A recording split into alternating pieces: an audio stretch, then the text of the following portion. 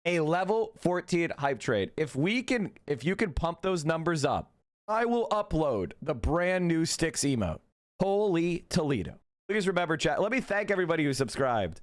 Get a Grip, Kemvich, A-Type. Don't forget you have, if you have Twitch Prime or Amazon Prime, you can attach that to your Twitch. Get 1 free sub a month. That's your Twitch Prime sub. So don't forget to subscribe. Given your legal knowledge, I believe your coverage of the Lego corruption story will be extremely informative. There are extensive legal processes at play. Ugh.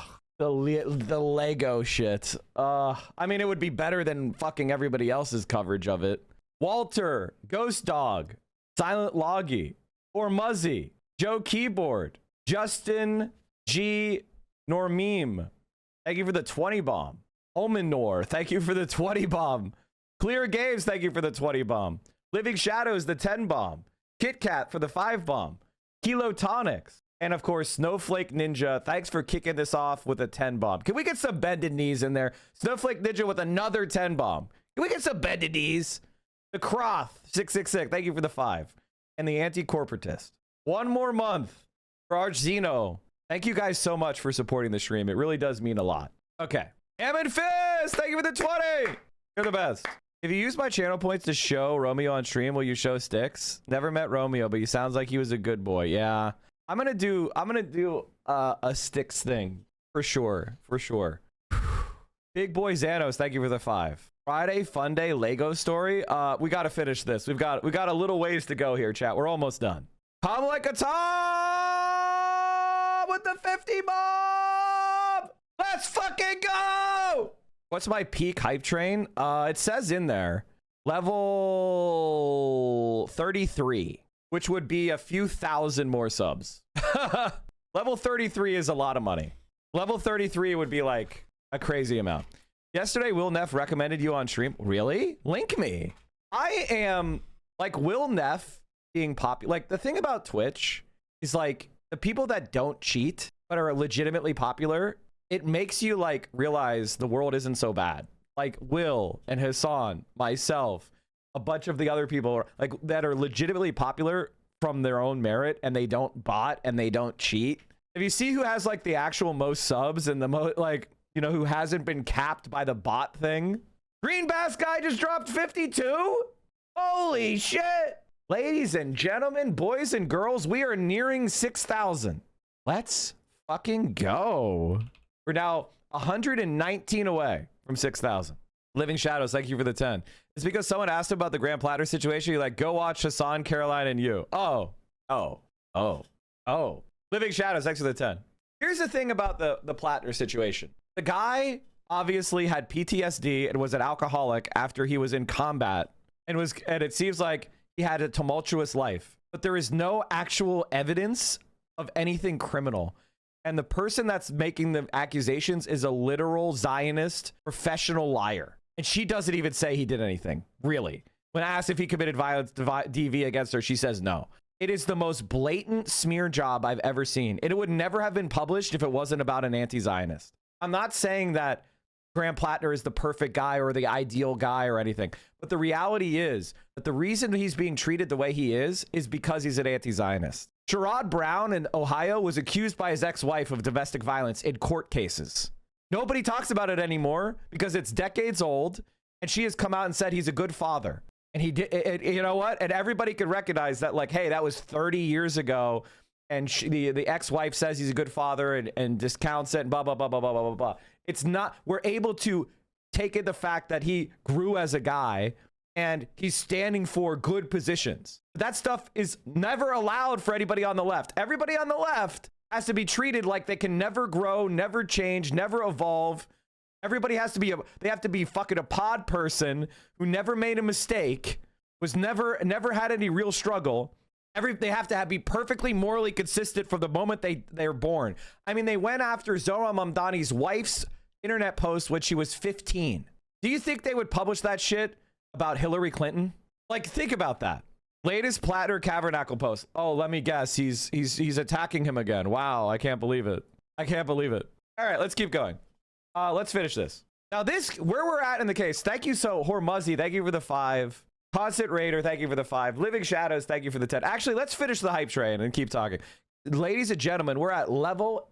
Oh, we're at Chat, we're at 5,911. 911. That everything they publish is the best that a multinational, multi-government effort could dig up against him is actually a testament to his normalcy. I mean, listen, like, I don't want women to think that I am discounting any of those issues of like the way men act, and that there's obviously stuff in there that, you know, people talk about him being, you know, he would date around a lot, right?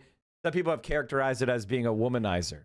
Or I'm saying I don't see, you know, and that I don't think that is appropriate behavior for a leader, right? And he has said that he has stopped acting like that, and he's, you know, since his marriage, he's worked with it, blah, blah, blah, blah, blah. Are we really going to judge him that way when his opponent is Susan Collins, whose current husband was cheating on his wife with cancer when he started dating Susan Collins? Like, the literal opponent did something even worse. You know what I mean? But no one gives a shit about that for some reason. It's because she supports Israel's genocide. It's because she supports the war in Iran. It's because she's against Medicare for all. It's because she's for taxing, cutting taxes on the rich and supporting the Supreme Court going into conservative reactionary hands. The woman who made the accusations about him, the weird accusations about him, literally started a group called Women for Kavanaugh to go after Blasey Ford when she accused Brett Kavanaugh of sexual assault at a party. This is a hack of hacks. And like, I don't know if you guys know this, but I believe that people can grow and change. Mike, can you tell us how you make more money than Ethan? I don't know if I make more money than Ethan. God, his super chat revenue, man. 425 chats. That's crazy. You know, Ethan has a full commercial studio and one of the largest OG streams, and it's not much more than me. So I will not be upgrading my phone. Yeah, I wouldn't do that either. Strategically speaking, isn't publishing this stuff about Platner too early and just be forgotten by the time of the actual race? Well, they're trying to get him to drop out so they could install a Zionist without a primary, right? Like, the plan was to dip him in a bunch of bullshit, throw a bunch of mud at him that any of these stories individually, nobody would care. But they just try to keep the volume up with a low level of bullshit and then say, look how scandal prone he is. But if you actually go through it and look, it's like, he was a veteran. 7% of people have a negative opinion about veterans in America, so that's not a scandal.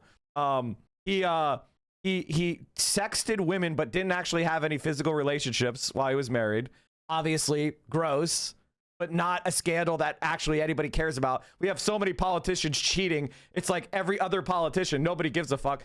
Half of divorces ended, half of marriages ended divorce over cheating. Like, who gives a, like, this is just normal human behavior. What's the next thing? Oh, he had a tattoo for when he was 20 and he was a dumbass that got covered up. And there's no evidence he ever supported Nazism. We have all his Reddit posts. There's no evidence he was ever a Nazi. He was never in any Nazi organization. So the tattoo, all this stuff is like low level shit that ultimately has no bearing on who he is now or the policies he has. But he is anti-Zionist. He is pro-Medicare for all. He is all those things that the establishment is against. And I don't know about you, but I want put the policies in the bag. That's the way I look at politics. Aren't you guys on the same page after Obama? Obama was the most amazing, shined up, you know, orator. And what ended up happening? We got Donald Trump because he didn't put any policies in the fucking bag. Politics is about policies. He's got good policies. Now, if it turns out that he committed some crime, some sort of evil, super evil sex crime, that would be different. And I would want him replaced because he would lose the election and therefore we would have bad policies. I would want him swapped out for a new person because if he was some sort of criminal, regular people would be so turned off, it would be tactically smart to switch him out.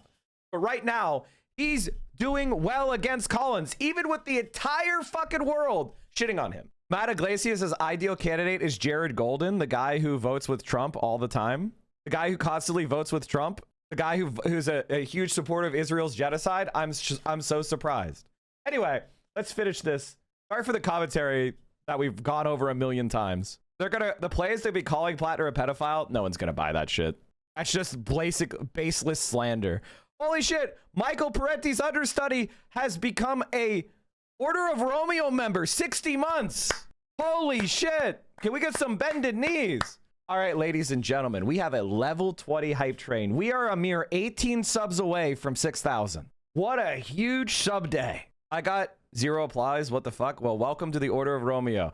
Living Shadows, thank you for the 20 bomb. And Soviet Cranberry, thank you for the 5. Ladies and gentlemen, boys and girls, we have cracked through 6,000 subs. When it updates, I will update. And we didn't even get We Are Charlie Kirk. We're carrying the flame here. Chubby Artie, thanks for the 5 tier 1s.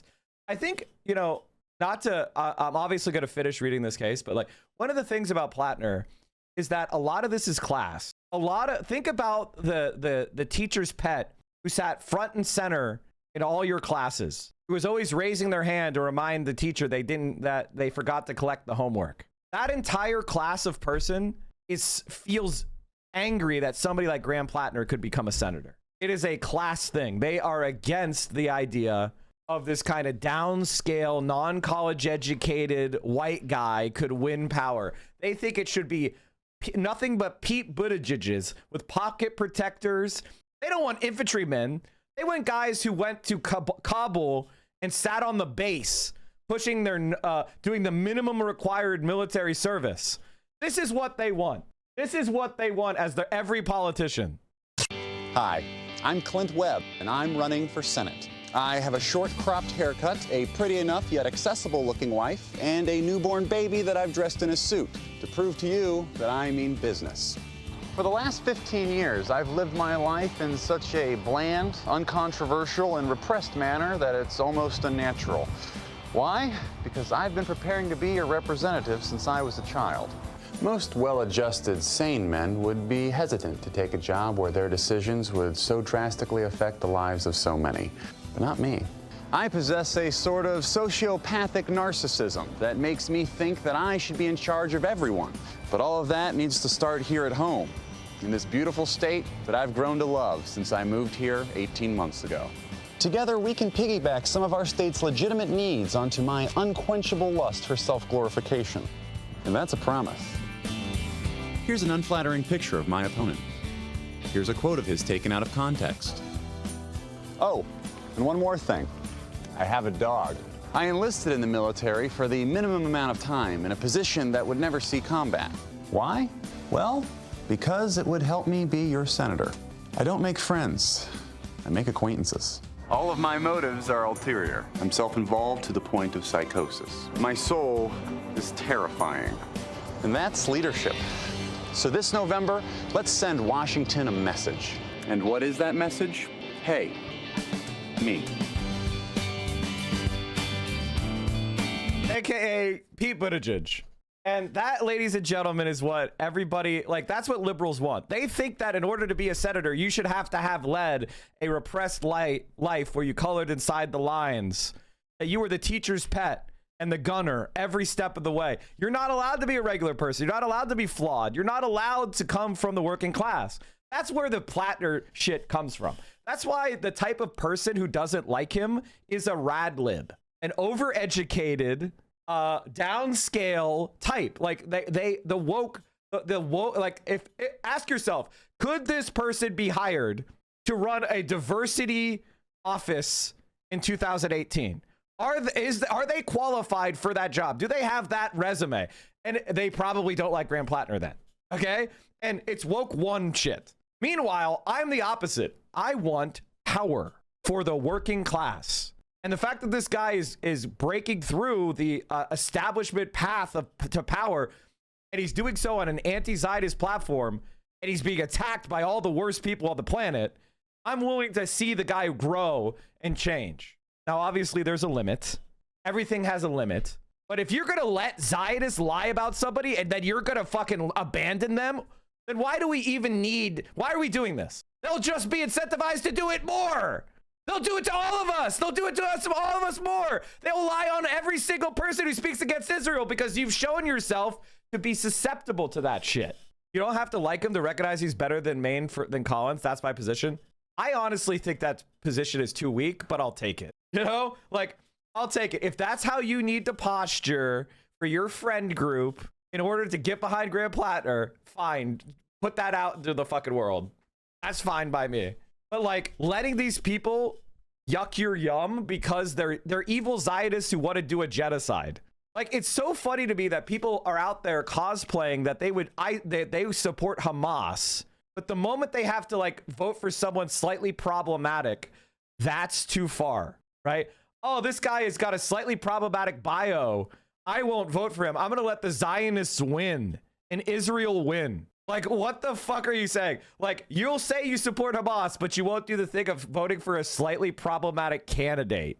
Give me a fucking break, man. All right.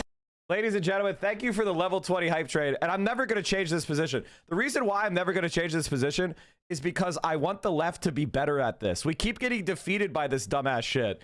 They did the same thing to Bernie Sanders, right? If you're too young to remember 2016, they did the same shit they're doing to Graham to Bernie. If you're too young to remember the 2016 campaign, they did the exact same shit. Bernie Sanders had a poem he wrote about when he was in his 20s about how some women fantasize about rape.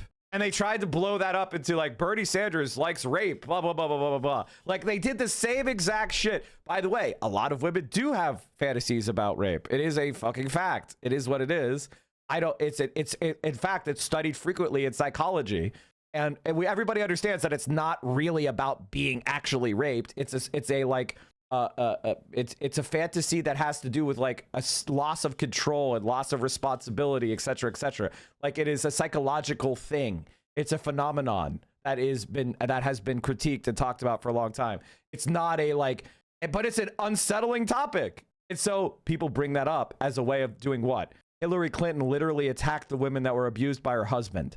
She is a fucking evil piece of shit. But people overlooked that because Bernie Sanders was novel. These bad stories were novel. And that's what they're doing. They are cynically taking advantage of your naivete. Fucking grow up. Completely different degrees, Bernie and Graham. Graham has said he's done terrible shit.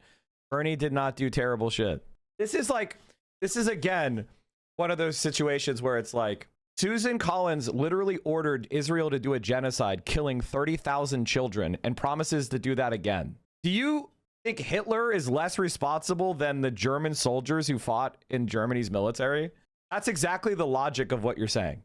You're saying Hitler is less responsible for Germany's war machine than the German soldiers that served in the military. It doesn't even make sense. And by the way, Hitler's on the ballot and promises to do it again. It's like, what are we doing? What are you saying? Reddit is the most disgustingly monstrous Zionist shithole. I tried to post in a community that Ethan Klein lost his lawsuit. Called him a Zionist, and the post of my account got banned for 3 days for attacking marginalized groups. Zionists are not marginalized. They're probably the most powerful group in the world. There's no more group that's more influential than Zionists in world politics today. They're the most overrepresented group in power. Left-wing Jesus is never coming. Exactly. We're never going to have a perfect person. Like, it's never going to happen. You understand that, right? Like, you have the closest to a perfect person at Zohran Mamdani, and yet they all attack him anyway. It's almost as if it doesn't matter if you're a very good person who has impeccable career and perfect resume. It doesn't matter. Didn't Lennon cheat on his wife? I'm sure he did. Mike, your webcam is floating? Is it? I don't think it is. It's jiggling. All right, let's keep going. All right, now we can get back. Okay, what was I saying? The courts have found that copying another's work in its entirety is not dispositive as to infringement if necessary for the intended transformative use. A great deal of plaintiff's work was copied, but such copying was plainly necessary to commentary and critique. Even if the court were to credit plaintiff's claim that Kritosis copied the entirety of the retrospective, that would not be dispositive. Kritosis used the retrospective clips in order to further the live stream's transformative purpose of critical commentary. So in other words, the judge is saying the fact that Denims watched the entire nuke doesn't matter because she was so transformative. Because she used it for a different purpose than the content nuke was originally intended for. Because she was arguing against it and providing critique and commentary of substance. It was so fundamental, it completely transformed the work to something new. Finding the entire work necessary for the alleged infringer's intended use, and given that fact, this court has acknowledged that this factor will not weigh in against an alleged infringer, even when he copies the whole work, if he takes no more than is necessary for his intended use. So in other words, Denims intended to refute the content nuke, therefore, refuting it in its entirety is not copyright infringement. You're stupid. Here, the defendant showed the entirety or nearly the entirety of the nuke. it is evident that to comment on and critique a work, clips of the original may be used. This is Klein's lawsuit. The judge used Ethan Klein's lawsuit against him. He's literally arguing the case he won in 2017 against Ethan. This is Ethan's own case. Parody must be able to conjure up at least enough of that original to make the object of its critical wit recognizable. Copying does not become an excessive in relation to parodic purpose merely because the portion taken was the original's heart. How do you pronounce this again, chat? The court in Hassanadeh recognized that without using actual clips, the commentary and critique here would lose context and utility. Here, the extent and quality and importance of the video clips used by defendant was reasonable to accomplish the transformative nature and purpose of critical commentary. I want you guys to read that again. The defendant was reasonable to accomplish the transformative purpose of critical commentary. Everything that she did was not only okay, it was necessary. Hassanadeh, thank you. Accordingly, court finds this factor does not weigh against the defendant. And finally, effect of the use on the potential market. Now, this is the case. This is the one that all the big Ethan Klein defenders, notice they're not in here. Where's all the Ethan Klein defenders? Where's all the Ethan Klein defenders? Where are you guys? I'm at the top of just chatting. Where are we got? Where are you? Where are you guys? Why aren't you running in here? Where's all the lawyerly arguments? Platner voluntarily went. I don't care. Like, neither should you. Platner says the wars are bad, and he stands against them. The fact that he volunteered at 18 or 19 to go doesn't change that policy outcome. Susan Collins is the person who ordered the Marines into Iraq. Everybody could have volunteered for the Marines, but for Susan Collins ordering them into Iraq, there is no invasion. There is no crime. She is the fucking responsible party. And the fact that you're confused about who's responsible out of some sort of anarchist tendency of if only the working class was totally uniform and perfect, nobody would have ever gone over there is dumb as shit. That's why you're the compatible left. That's why you are the compatible left. You make the CIA's job easy because you make American leftism stupid. You make American leftism unable to seize power. Because you're like, oh my God, the person who's running for office isn't exactly perfect their entire life. I'm going to let the fascist win. You are the compatible left. You are CONINTELPRO's result. You are exactly what they want. You are born to be a loser. The fourth factor asks what effect the allegedly infringing use has on the potential market for or the value of the copyrighted work. And by the way, I know a lot of people get mad. Since that day you've never recovered, now you devote your life being a human flesh of light for a dog. What day? The fuck are you talking about? My God, are you guys still believe the lies? It's so funny. Oh my God, dude. Destiny divorced and being sued for revenge pornography in a case where he admitted to having CSAM on his computer. And you think anybody is mad about Destiny anymore? That's all they have. A Kaya Gator. Why is it always sexual? Because Hassan, they're closeted. And Hassan is an attractive man and they're attracted to Hassan. And so they have self-loathing. So in order to get the self-loathing out, they have to have a target. And they externalize what they feel about themselves. That's the psychological explanation of the Hassan hater. He's currently facing sanctions for spoliation for deleting logs and fabricating evidence. Pixie had to hire a computer forensic expert to prove it. That's awesome. This factor considers the extent of market harm caused by the particular actions of the alleged infringer, but also whether unrestricted and widespread conduct of the sort engaged in by the defendant would result in a substantially adverse impact on the potential market for the original. So this is the argument that most of the Ethan Klein Destiny defenders and other idiotic rats try to make, which is they said, come watch us instead of the content nuke, which was in their based on their logic. You're not allowed to do that. You're not allowed to tell people not to watch something and watch your critique of it. They think copyright law says that you're not allowed to say that movie was so bad. Read my review of the movie instead of watching it and save yourself the time. They think that's illegal. Can you imagine a First Amendment that said that you're not allowed to critically say don't patronize a movie or a show or a restaurant or an experience that had any creative element to it because that would be violating copyright if you sold your opinions? That's the world they want to live in, where it's illegal to take clips of a video game and give it 4 stars and say, don't buy. They want to make that violation of copyright. The logic of what they're saying is if you take clips of a video game and then say, I played it so you don't have to, that would be copyright infringement, because you're showing some of the creative elements of the video game and you're denying them market share. That's the logic of their case. Does that make sense to you? And of course it doesn't make sense. Where the allegedly infringing use does not substitute for the original and serves as a different market function, such factor weighs in favor of fair use. AKA, when you make video game reviews, that's different than making a video game. A video game review is not the same thing as a video game. If I make a video game review and the purpose of video game reviews is to shape the market and share my opinion, that's different than a video game. The experience of watching a video game review is different than the experience of watching or playing that video game. So it's not a violation of copyright to criticize it and tell people not to buy it. Now, obviously, unless you're stupid, you understand this intuitively. Many of you probably even understood that intuitively when you heard this argument that she was saying, watch me instead of watching the content nuke. You couldn't put your finger on exactly why that doesn't work. I'm here to explain it to you logically. She made a transformative, fair use takedown of the nuke, whose purpose was to refute the nuke. That's not a market substitute for the nuke.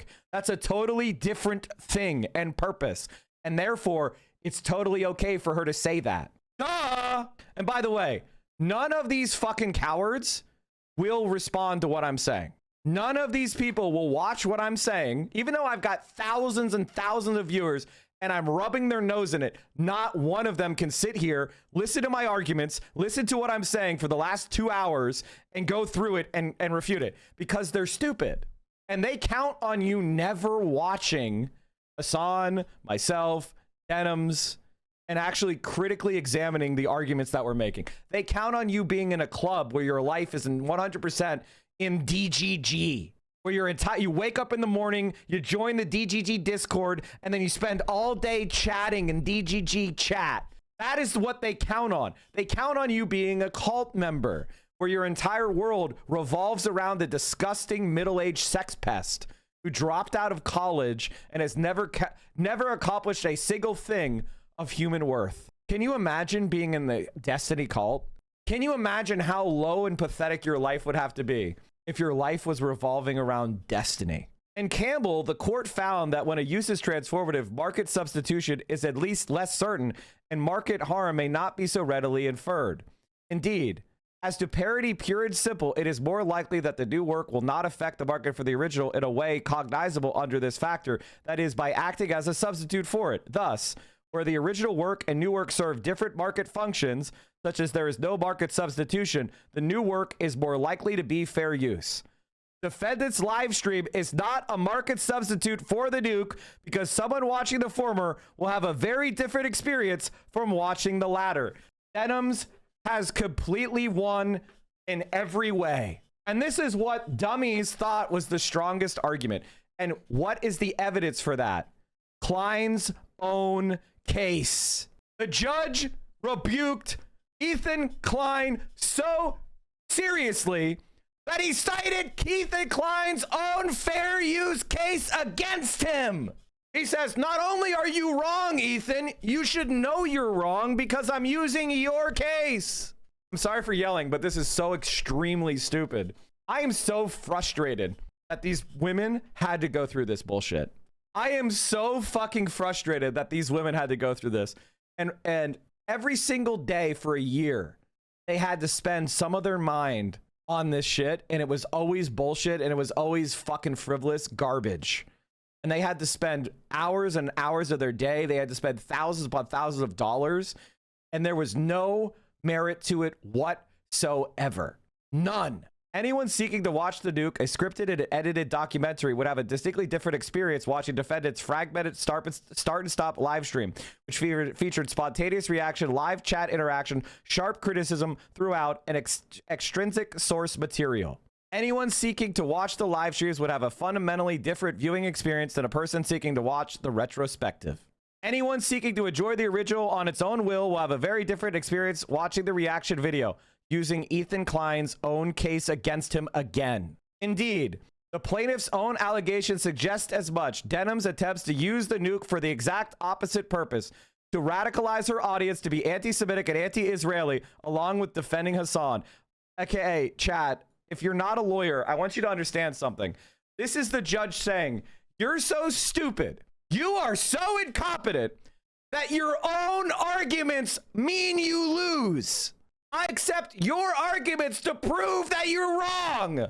The decision in Hughes v. Benjamin is highly instructive. There, the court held, there is no danger that SJW levels of awareness will usurp the market of progressive commentaries such as we thought she would win. Benjamin's target audience, generally political conservatives and libertarians, is obviously not the same as Hughes's target audience, generally political liberals. Moreover, though SJW levels of awareness is comprised entirely of portions of we thought she would win, there is no reason to think that Hughes's audience will abandon her progressive YouTube channel to watch a derisively titled SJW's levels of awareness on conservative YouTube channel simply because it contains harder for work. In other words, the judge is saying, hey, dumbass, hey, idiots, if I were to grant Ethan Klein's lawsuit, it would prevent like every SJW compilation from being legal. Accordingly, the court finds that defendant's live stream is not a market substitute for the nuke because three of the four fair use factors strongly favor defendant, including the most important factor, purpose and character of use. The court concludes that fair use defense applies as a matter of law. Thus, defendant's motion for judgment on the pleadings is granted. For the foregoing reasons, the court grants defendant's motion for judgment on the pleadings. The court orders defendant to prepare and submit a proposed judgment in this matter within 7 days of this order. It is so ordered. And, you know, if you came here late, there was one thing that I wanted to show you guys, which was something that was very important. In the beginning, the judge said, the court must accept all factual allegations of the complaint as true and construe them in the light most favorable to the non-moving party. So in other words, the judge considered Ethan's arguments in the light most favorable to him, assuming all his factual allegations were true. And even doing that, being as biased as he could for Ethan, he said that he auto loses as a matter of law. I don't need a trial. You are such an idiot that you auto lose. I want you to understand something, chat. Denims didn't just win. It's like getting a grand slam versus getting a walk. She just absolutely annihilated him to such an extreme degree that he has no hope. The judge said, we don't need to do anything more. It's over. Denims wins. I mean, motion for judgment on the pleadings, man. What is the difference between a ruling and a tentative ruling? So basically what's happening now is the judge has said, this is what I'm about to rule based on what you guys have submitted to me so far. I want to give you the opportunity to have an oral argument before I enter this decision. So today, that is happening. That's probably why Denims is not streaming today. Denims is not streaming today because she probably has to go to court and she's getting ready for court. So the judge is not going to, like, do you think there's anything Ethan Klein is going to say that's going to change the judge's mind? We read the entire reasoning. Did you guys see a single moment where the judge was like, yeah, you have a good point here? Ethan Klein got fucking destroyed. And there is it's not even like a little bit of hope, right? Like, he is defeated. Now, I'm sure he will go to the hearing and they'll argue something. But after that hearing, the tentative order, the judge is giving them a last opportunity because this is losing the case. Like, the judge is about to say, you lost the case, and gavel Ethan Klein, and the case is over. So they want to give Ethan Klein the ability to like argue more things before it's over, but there's not going to be anything. They gave their best arguments already. They don't have anything. They spent a year here. It's fucking over. She said in offline chat that Denims, guys, no stream today. Sorry, gotta wait until after the hearing. Bigly stream for tomorrow, though. There you go. You need to lower your camera in OBS. What does that mean? Oh, here, let me just extend it more. I can raise it. There you go. Thank you. Whatever. It's fine. Legend, would you do me a massive favor and ask chat to add support? Yeah, chat. Ugopnik he fell for a phishing link.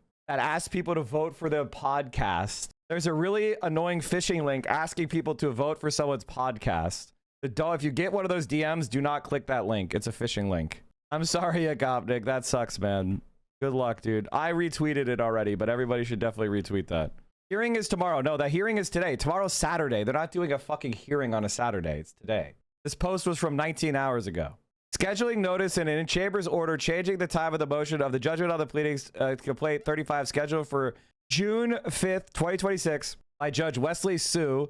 The court on its own motion changes the time to 2:15 p.m. The hearing will proceed in person on the First Street Courthouse, courtroom 9B. It is so ordered. So the judge ordered everybody to show up today at 2:15, and that's where it's over. Like, the judge is not going to completely flip-flop on this, guys. Like, listen, obviously, when I say it's over, it's 99.9%. 1 in 1,000 times will this continue. I never clicked a phishing link, bro. How did you get hacked then? Oh, I'm sorry, man. I'm sorry for saying you did. How the fuck did you get hacked? Did someone just guess your password? I'm so sorry, man. That sucks. Is Mike muted? No. There's an exploit right now for IG password resets. What the fuck? Telegram hacker groups using AI are doing scary shit right now, apparently. Oh, fuck no. You asked the AI to give you the password? What? That's insane. I can't go on it. Anyway, everybody make sure to add support so Hugo gets his account back. Sorry, Hugo. I didn't mean to say that you clicked I'm sorry. I assume that you clicked that link. Because I've gotten that phishing link from a number of people. And so I was like, somebody must have clicked it. So I'm sorry, man. I didn't mean to assume that you did. I can't go on anymore. The news about the lawsuit has absolutely ruined my day. I'm really scared here. Not just for me, but for Elin and Hila. This is just another example of two poor, innocent, fruitful Israeli billionaires being wrongfully and cruelly targeted by the legal system to scam them out of their hard-earned and well-deserved millions. I wish I had millions so I could give it to them because they're just so deserving, and Hamas Piker's an asshole. Now that they lost the Denims, that dumb bitch, I don't ever want to show my face ever again. This is more humiliating than when I got that tat rash on my face after using Teddy Glow, which is still a good product, and my dermatologist is anti-emetic. I won't be going to her again. Right now, I'm just crying in my pretty color block pastels. Fuck you, Vanilla Mace. I like it. I just don't know what to do. Can someone help me? Hug me. Somebody, please. I DM'd AB last night, the lawsuit, and I went, LOL. And he sent me a picture of Asmongold's blood wall, and I said, hey, look, you've got a lot of overlap with that community. No response. I love just making fun of AB because he's such a fucking rat and a loser. And he sold his soul. Mike, follow me now. I'm Spev. I think I already do. Did you get hacked too? Silly. Ethan Klein is not going to stream today. Obama got hacked? Everybody getting hacked. What the hell? His fan base is already losing their mind. Can you guys link me funny fan crash outs? Give me funny fan crash outs. I want to laugh at Ethan Klein's fans. Come on, and Destiny fans. I want to see the crash outs. Oh, okay. You know where I could find some? I posted this. LOL. Turns out we were right. Denims won. Another Hutch L. Not as big an L as this. Bro, he's a liberal like you. He's a centrist liberal like you now. That's what you want. Like, you're literally a Zionist centrist. Like, why are you like, haha, John Fetterman is now like me, which was such a mistake of yours. Yeah, his brain got damaged. What's your excuse? Sorry for spamming my link. I made an emote dunking on Ethan. It's Mike from PA. Mike from PA. All right, we'll add that. Why not? Why not? Okay, where was I? Oh yeah, we were making fun of Ethan Klein. Even the judge using Ethan's precedent was incredibly obvious. Anyone with two brain cells knew they would use a fair use precedent on a case involving a fair use LMAO. Actually, that's not true, based as what I said on persuasive versus binding precedent. But the judge used Ethan Klein's case because they hated Ethan Klein and they thought his argument was bullshit. Right? Like the judge decided to use his case even though he didn't have to, because he really wanted to tell Ethan Klein that he understood how bad faith and meritless the lawsuit was. You know, that's why he did that. Reflexively taking the opposite position Hutch has puts you on the correct side of issues 85% of the time. But of course, they'll just move on to the next shiny thing instead of filling out the Denims apology form. I mean, obviously. How is Hutch related? I'm literally watching a clip of Hutch that was in the video. He's right there. Why are they so stupid? Why? For the exact reasons laid out in my analysis of the case last year, Denims is on the verge of prevailing in the frivolous copyright lawsuit by Ethan Klein. The judge in the case just granted a tentative judgment on the pleadings against Ethan's claims. Victory by Denims. And last year, I directly refuted it doesn't matter. She admitted she was making a market substitute in order to deprive the original video of views and monetary gain and saw fit to ask for recompense based on someone else's content she played in full. The purpose, as per Denims, was to hurt Ethan financially. They thought this was a good point. So I directly refuted it last year. I've heard this theory from Ethan Klein defenders. It's nonsense. I don't have to have goodwill to critique someone under fair use. As long as the content is transformative, Denims' reaction was over twice the length of the video. It qualifies as fair use. Ethan is cooked. That's exactly what the ruling was. I want you to understand. That's exactly what the judge said. I'm smarter than you. You are stupid, Ethan Klein defenders. Destiny, Ethan Klein, Ethan Klein's lawyers. You are dumber than me. I am a better lawyer than you. You understand? You guys are stupid. That's exactly what the judge said. R for bar. Now, since this is a tentative ruling, Ethan's terrible lawyer can file for an oral argument, but it's very unlikely that he will prevail. It's not quite a done deal, but this is pretty much over. Ethan Klein is a total moron. What's even funnier is Ethan's own previous fair use precedent was used against him. Mike, you can check out the comments here. Tentative ruling on TED Entertainment versus Denims. Motion for judgment on the pleadings granted. Not so great news. Basically, Denims won. Okay. Cope is, you guys don't know what tentative means. Tentative means she hasn't won yet.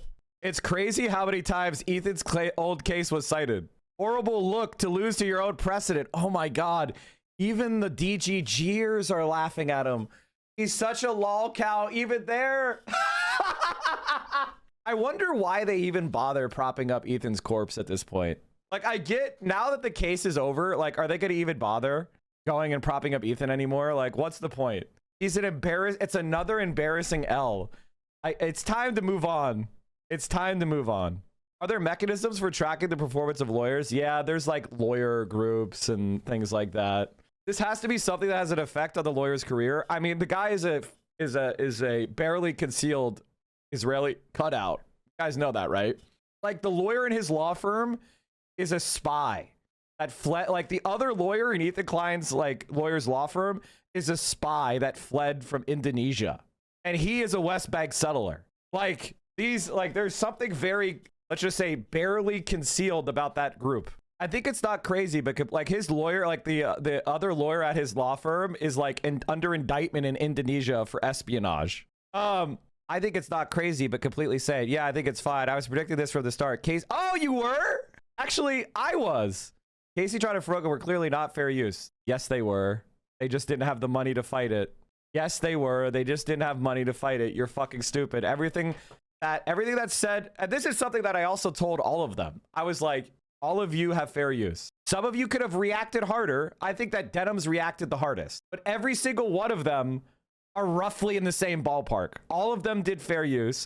All of them reacted. All of them paused. All of them had a different purpose. All of them were arguing the opposite. The quality of the fair use is up to your subjective interpretation. It's not relevant as a matter of law. As long as there's a reaction and it's substantial, and all of them had a substantial reaction. I would argue that XQC's reaction is enough. Did you see this reel? No, give me all the things. I would have promoted everybody who's made anti-Ethan Klein content on this lawsuit. This is your time for free Mike from PA promo, so bring me your best shit.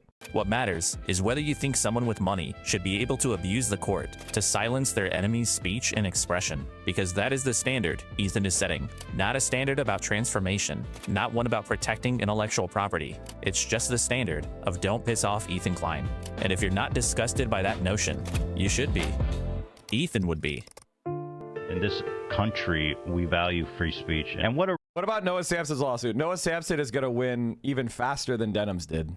And Ethan's probably going to have to pay it for his lawyers. reaction video ultimately is free speech. I think if you're a reactor on Twitch, if you make a good faith effort to comment, and if you make a good faith effort to promote the author, to link to them, to try to drive traffic to the original video, I think you're probably pretty much doing the right thing, and that's fine. Fair use.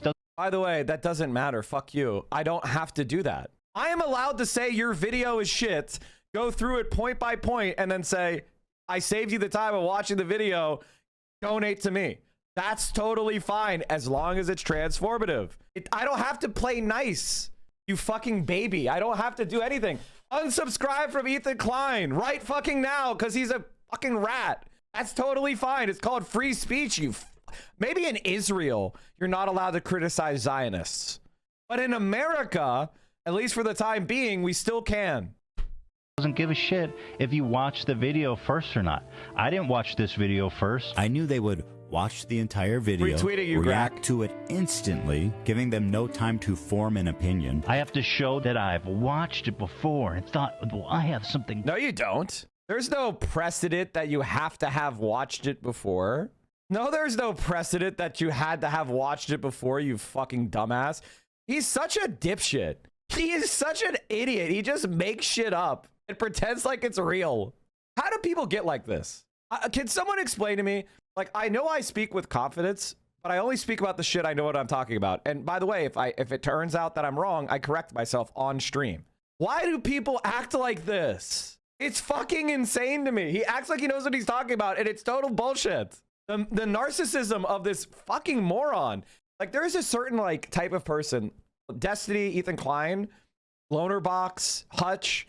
They're stupid, but they have this kind of like narcissistic sociopathy, which gives them this like shamelessness where they present themselves as authorities on shit they have no business talking about. It's fucking insane. Good to add.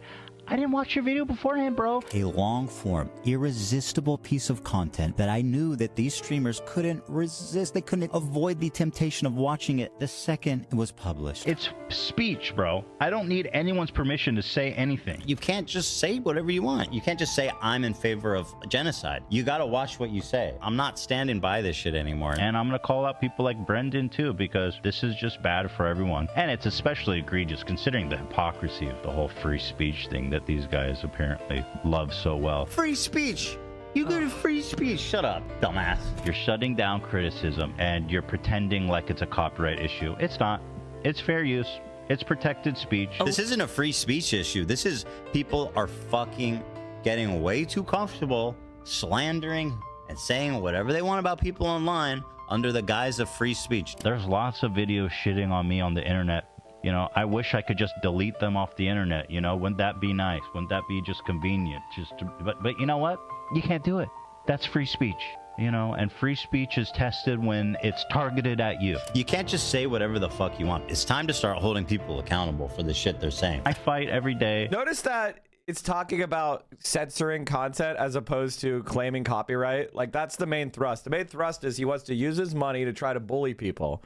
And there's a reason why he chose the targets he chose, right? He chose the targets he chose because he thought they would be too weak to fight back. It's like a criminal finding a vulnerable person to attack. If they like a criminal, a mugger, when they see you on the street, they do a little test. Is this person like a threat? Is this person going to fight back? Is this person going to be protected?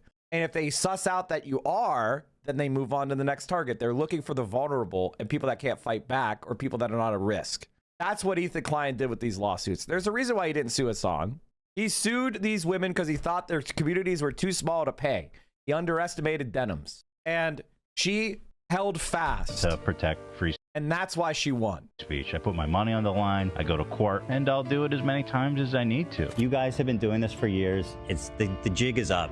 You're gonna have to tell it to a judge, literally. By the way, this guy likes threat. Hey, you gotta tell it to a judge, literally. You gotta tell it to a judge, literally.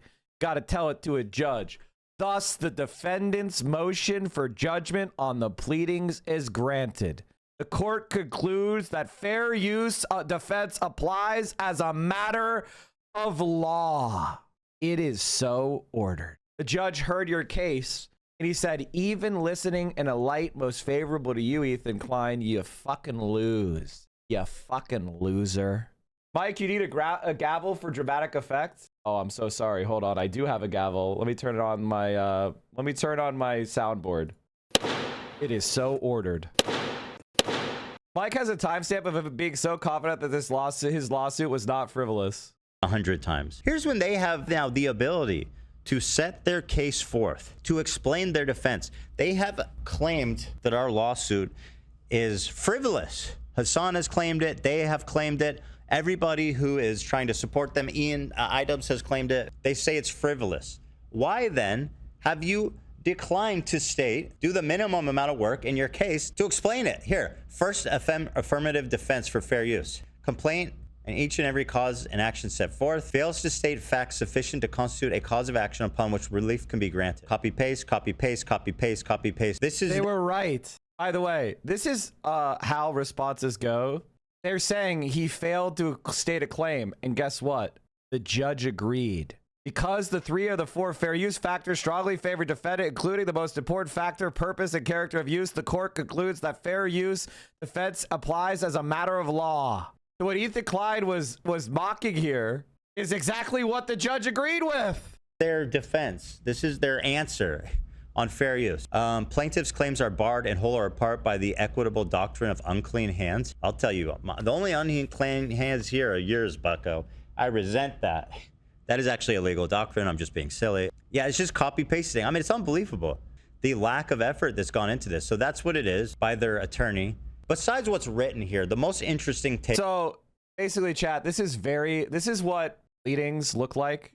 Like, you have to say, hey, I'm going to argue against this point, because if you don't, then you can be seen as stipulating the argument. So the lawyer was going through and saying, I'm blocking this point, blicking this point. This is the argument I'm going to make on this point. This is the argument I'm going to make on this point. I'm not stipulating any of the things that Ethan Klein's lawyer was saying. This is how it looks in the very beginning of a case. When somebody says, oh, you did this, and this, you don't have to lay out your whole case immediately. You need time to like draw together your evidence and have a response. So this is saying, hey, I'm going to disagree with this way. I'm going to disagree with this way. I'm going to disagree with this way. I'm going to argue this. You don't have to lay out your full case and the immediate response to the pleadings, the complaint. Takeaways are these, and I'll tell you. Kind of as I touched on, one, they did the laziest, cheapest response, and they failed to tell their story. They had a chance to respond, and they did not take it. The biggest thing to me is they failed. They had the opportunity to file a motion to dismiss. This is what you do when you believe you have a frivolous case. You're telling. So this is actually a very important point that we talked about earlier, but I want to go over. The judge explains at the beginning that a motion to dismiss and a motion for a judgment on the pleadings are actually the same thing. After the pleadings are closed, but early enough not to delay trial, a party may move for a judgment on the pleadings. A motion for judgment on the pleadings is functionally identical to a motion to dismiss. So what she did is actually the exact same thing as a motion to dismiss. She just did the same thing. She just made them do the pleadings first. She made Ethan Klein spend all the money making all the arguments, right? All his arguments. And then she said, based on all the arguments Ethan Klein makes, he loses. And the judge agreed. So she did that. The motion on judgment of the pleadings is the same thing, basically, as a motion to dismiss. There's already been a pleading you can't dismiss. She won on the motion. She won the case based on the pleadings. So what Ethan Klein just said, again, not a lawyer, never went to law school, stupid, acting like he knows what he's talking about civil procedure. Ethan Klein, you know about federal civil procedure? How does he act like this? How the fuck does he act like this? Can someone explain to me how you could be this dumb? Please, in the chat, in the comments, tell me how you could be this much of an arrogant asshole to think you know federal rules of civil procedure when you're a fucking fart joke guy. The judge, this is so frivolous that I'll just set the facts straight for you. And it's so obviously fair use that we don't need to waste anyone's time going any further than this. And that's what the judge just ruled. The judge just ruled that it's so obviously fair use, we don't have to waste any more time. He just ruled exactly that. They did not file a motion to dismiss. which means the attorney looked at the facts and considered them all that they all have merit and that there was no way in hell a judge would grant a motion to dismiss. Okay, that's actually not true. What and this is like a very subtle point that you would basically need legal education to understand, is that because they were doing an affirmative defense, it requires them to lay out some more facts. So they would need the pleadings in order to do so, right? So they wouldn't, on its face, they did play Ethan Klein's copyrighted content on her stream, right? So on its face, there might be something to it. So they would need some of their own space to explain in their pleadings and their arguments how it was clearly fair use. So so they probably couldn't have won a motion to dismiss, but they were able to win a motion for judgment on the pleadings because they had that space and time to like lay out the argument. But it's fundamentally the same thing. What the judge said is, now that I understand all the context, because the judge is not God, he's got to learn the facts of the case, right? He needs to understand what the law is. It takes the judge, like the judge doesn't know everything. And so now that he's taken the time to like see all the evidence and all the context and all the situation, not taken out of context, not a tweet, but Ethan Klein's lawyers making his strongest argument and Denims' lawyers making her strongest argument. He said, Denims clearly won. Ethan Klein is an idiot. That's what the judge says. And so what Ethan Klein was saying to his audience, he better do the same exact video, except he now explains he got dog walked. This is essentially a confession, a concession that the lawsuit is not frivolous. Because if it was, they would have filed motions to dismiss. That would have been a no-brainer. They didn't do it. One more time, chat. One more time. Functionally identical. Functionally identical. A motion to dismiss is functionally identical for a motion for judgment on the pleadings. She just won. She just won. Exactly what would happen if your lawsuit is frivolous. In Ethan Klein's own words. Thank you, Vio. Vio has brought me noodle. Noodle. Had propow is what it is, apparently. Thank you. Anyway, going back to how our lives are outstanding and good people are winning. We got some nudes. The lawyer said, let's not even do that. Let's save money, right? You have no chance of winning. So that's interesting. The other interesting thing about this is that they did not file any counterclaims. We were expecting them to try to file counterclaims, which means they would include in their response some ridiculous Trump. They probably should, honestly, but I think they decided not to because they didn't want to waste their time. Like, they wanted to just win and then get it over with. They didn't want to waste their time chasing Ethan around, and it would have been hard to prove damages, right? Because Denims became so much more popular with the lawsuits. Like, she grew like 150% from being attacked by Ethan, and she kept that growth. So it's kind of hard to prove damages if you're like making more money and everybody likes you more, right? You know what I mean? Like, it is what it is. Defamation or something, just something to give them leverage against us, to be like, oh, so they have to deal with this, or you want to negotiate? Well, we're gonna. What happens when you hit 6,000 subs? I'll subscribe right now if it's cool.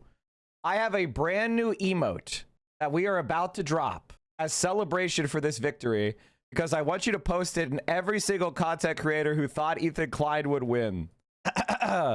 So subscribe today. I'll be adding this after the stream in celebration.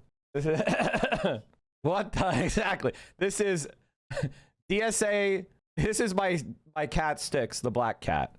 We have two cats in the Mike from PA household. We have General Sherman and Sticks. I'm brand new to the stream. How do I view what you streamed yesterday? You subscribe at tier 1, tier 2, or tier 3 sub. You get Amazon Prime. You can attach that to your Twitch account. You get 1 free sub. Holy shit, we have a level 8 hype train already?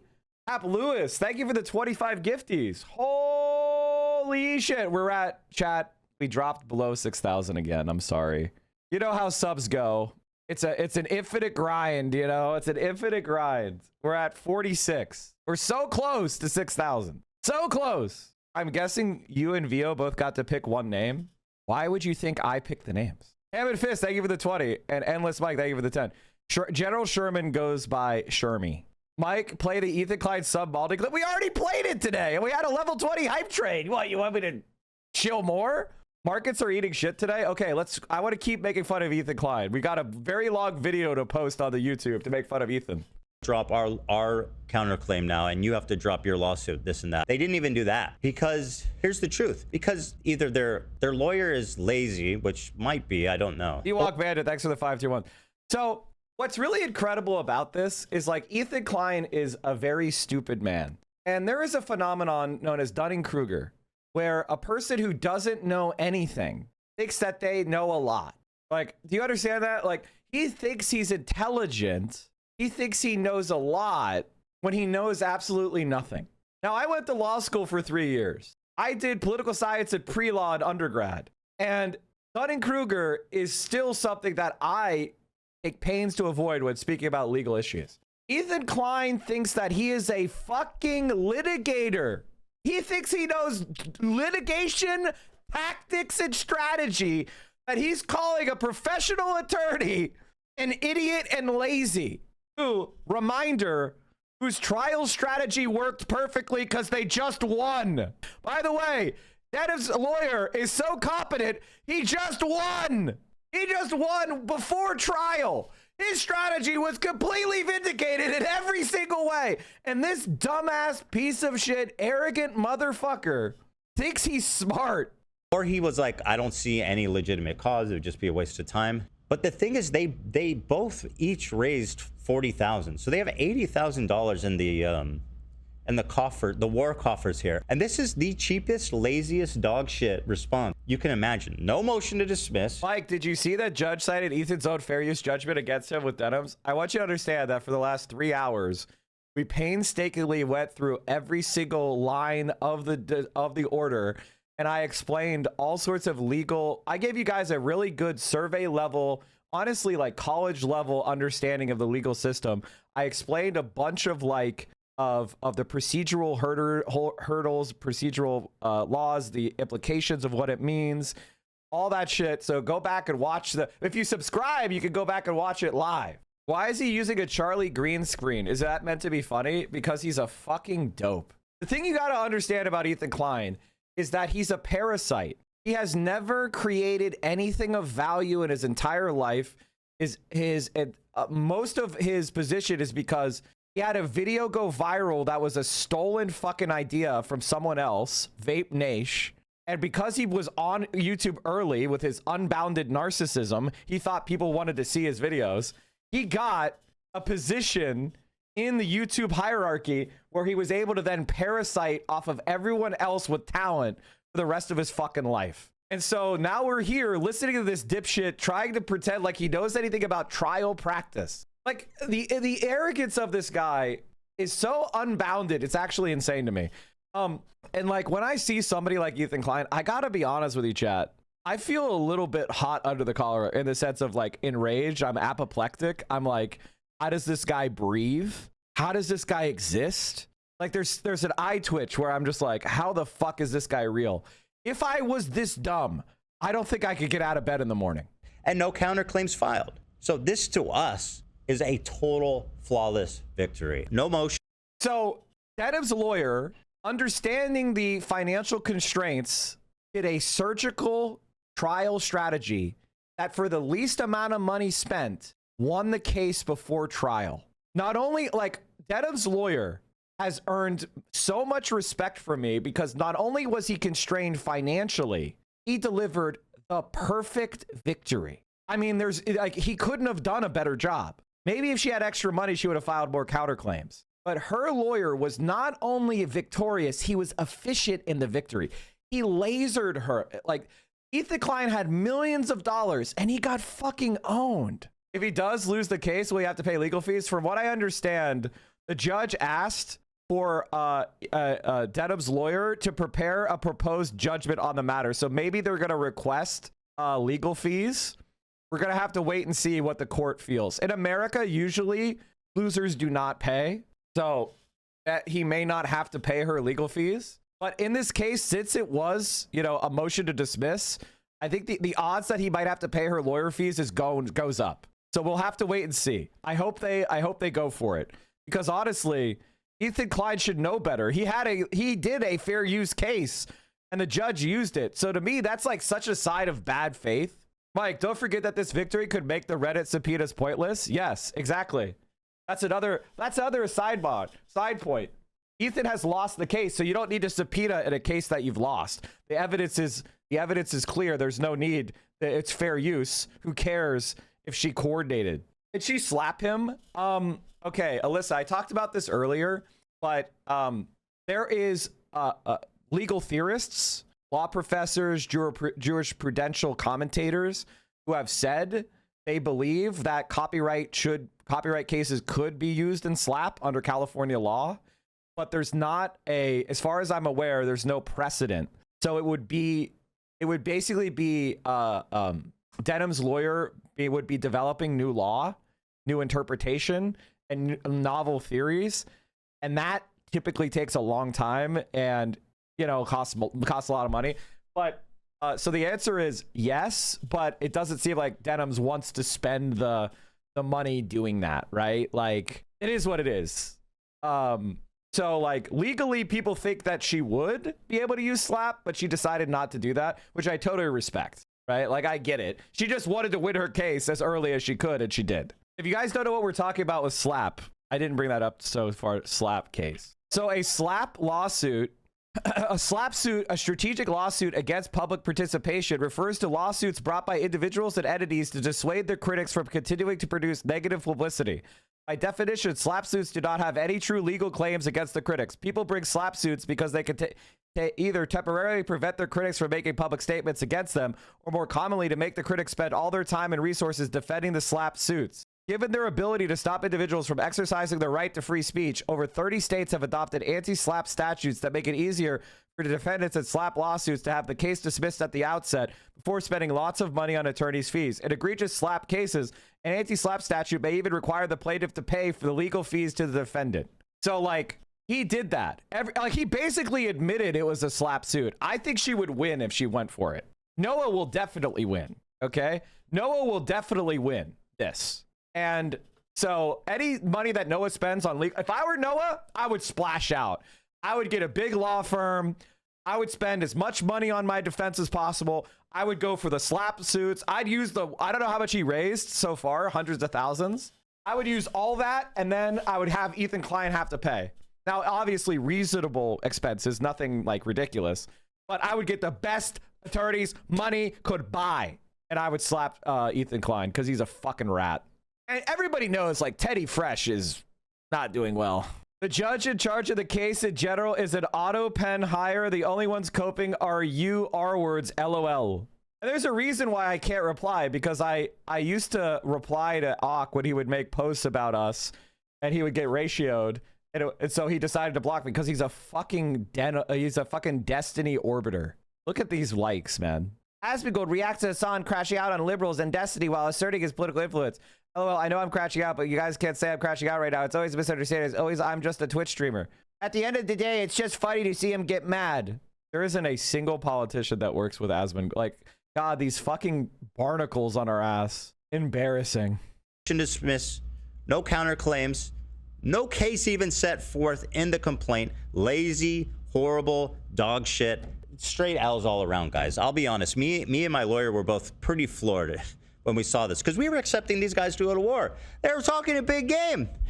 Denims was just raising money a few months ago to sue me for defamation. What happened? What happened? You were so tough. You were talking all kinds of shit. You started to GoFundMe. What happened to this? You had and Ethan Klein, the coward, Ethan Klein, the loser, Ethan Klein, the Zionist. That's very important you guys understand. The Zionist got fucking owned. He got owned at the earliest stage, and there's really no doubt about it. A chance, and you didn't even write in a counterclaim. What a coward loser you are. What a coward loser you are, Denims. Now, one of the things that people don't remember, and this is something that I want to bring up now, is that Ethan actually was forced to, and he made an apology towards Denims and did a retraction. Let me see if I can find I did a post on this. I did a post about this. I want to find it. Is this the one? No. Oh, here it is. Under threat of a lawsuit, and while appearing to read a letter from his lawyer, Ethan Klein attempts to formally retract 3 defamatory claims against Denims. This is why she ultimately didn't sue him for defamation because he formally retracted and apologized. I want to address something from Denims' correction demand in her letter. The letter claims I falsely stated that Denims herself filed the preceding CPS report, or that Denims caused others to do so. The letter also states on March 11th, I acknowledged Denims had denounced herself or anyone in her community making contact with CPS. Let me be clear. I have never claimed that Denims called CPS. I have never implied that Denims called CPS. If my statements were interpreted as stating this, I want to correct the record and make it clear that I do not state, I do not believe that Denims called CPS. Obviously, moronic, idiotic, stupid. Let me also address the point in the letter that I claimed Denim caused others to call CPS. I did not state, and I do not believe Denims made a direct call to action to her audience to contact CPS. Obviously, right? Never said that. So there you have it, chat. Like, oh, you didn't sue me for defamation because he made this groveling retraction saying she didn't do CPS. Now, he had said she did CPS, but he did this groveling retraction. So, you know, Denims didn't want to waste her money because the retraction might be a reason that he could win, right? He would say, I did a retraction. I retracted. I said you never did it. Obviously, you never did. But everybody knows that his audience and his fans kept pushing the lie that she did, right? And that's the little sneaky little trick that he did. I want you to understand that, you know, justice is rare in this world, but our legal system just gave Ethan Klein a dose of it. No counterclaim, no motion to dismiss. Fat L's, cringe. You lose. And as we said before, she got a motion for judgment on the pleadings granted, which is basically the same thing as a motion to dismiss. She won. The lawsuit is frivolous. He took a fat L. I win. So what happens now is it goes to... Speaking of what's happening now, have you guys seen the Teddy Fresh Google trend? Have you guys seen the Teddy Fresh Google trend over time? Basically, it goes to discovery. And then after that, it goes to summary judgment, which is where I think we're going to win, which is essentially after discovery, they have to actually write a response to the charges to the judge. And then we get to respond to it. And then they respond to our response. And that is basically putting it in the judge's hands to say, hey, we're looking for a summary judgment. We don't need to go to trial. And I think that's where we're going to win. Personally, that's basically it. There's really nothing much to say about it. It's just a total and complete loss. They talked a big game. They had a chance to show it. They failed to level any defense, any criticism at all. They've conceded that this lawsuit is not frivolous, and the fun is only going to begin now. So I don't know that they're going to be able to copy paste their way out of this one, but we shall see. I just basically want to know why Denims didn't sue me for defamation like she promised.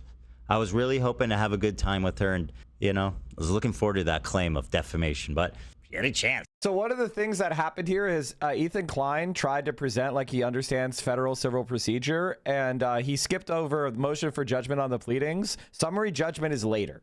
So she actually won basically what is the equivalent to a motion to dismiss. She just did it one step later in the process, which is she wanted to make her counter arguments. And the judge looked at everyone's arguments and said, even reading them in the light most favorable to Ethan, he loses. Look at this arrogant dipshit. It's right here.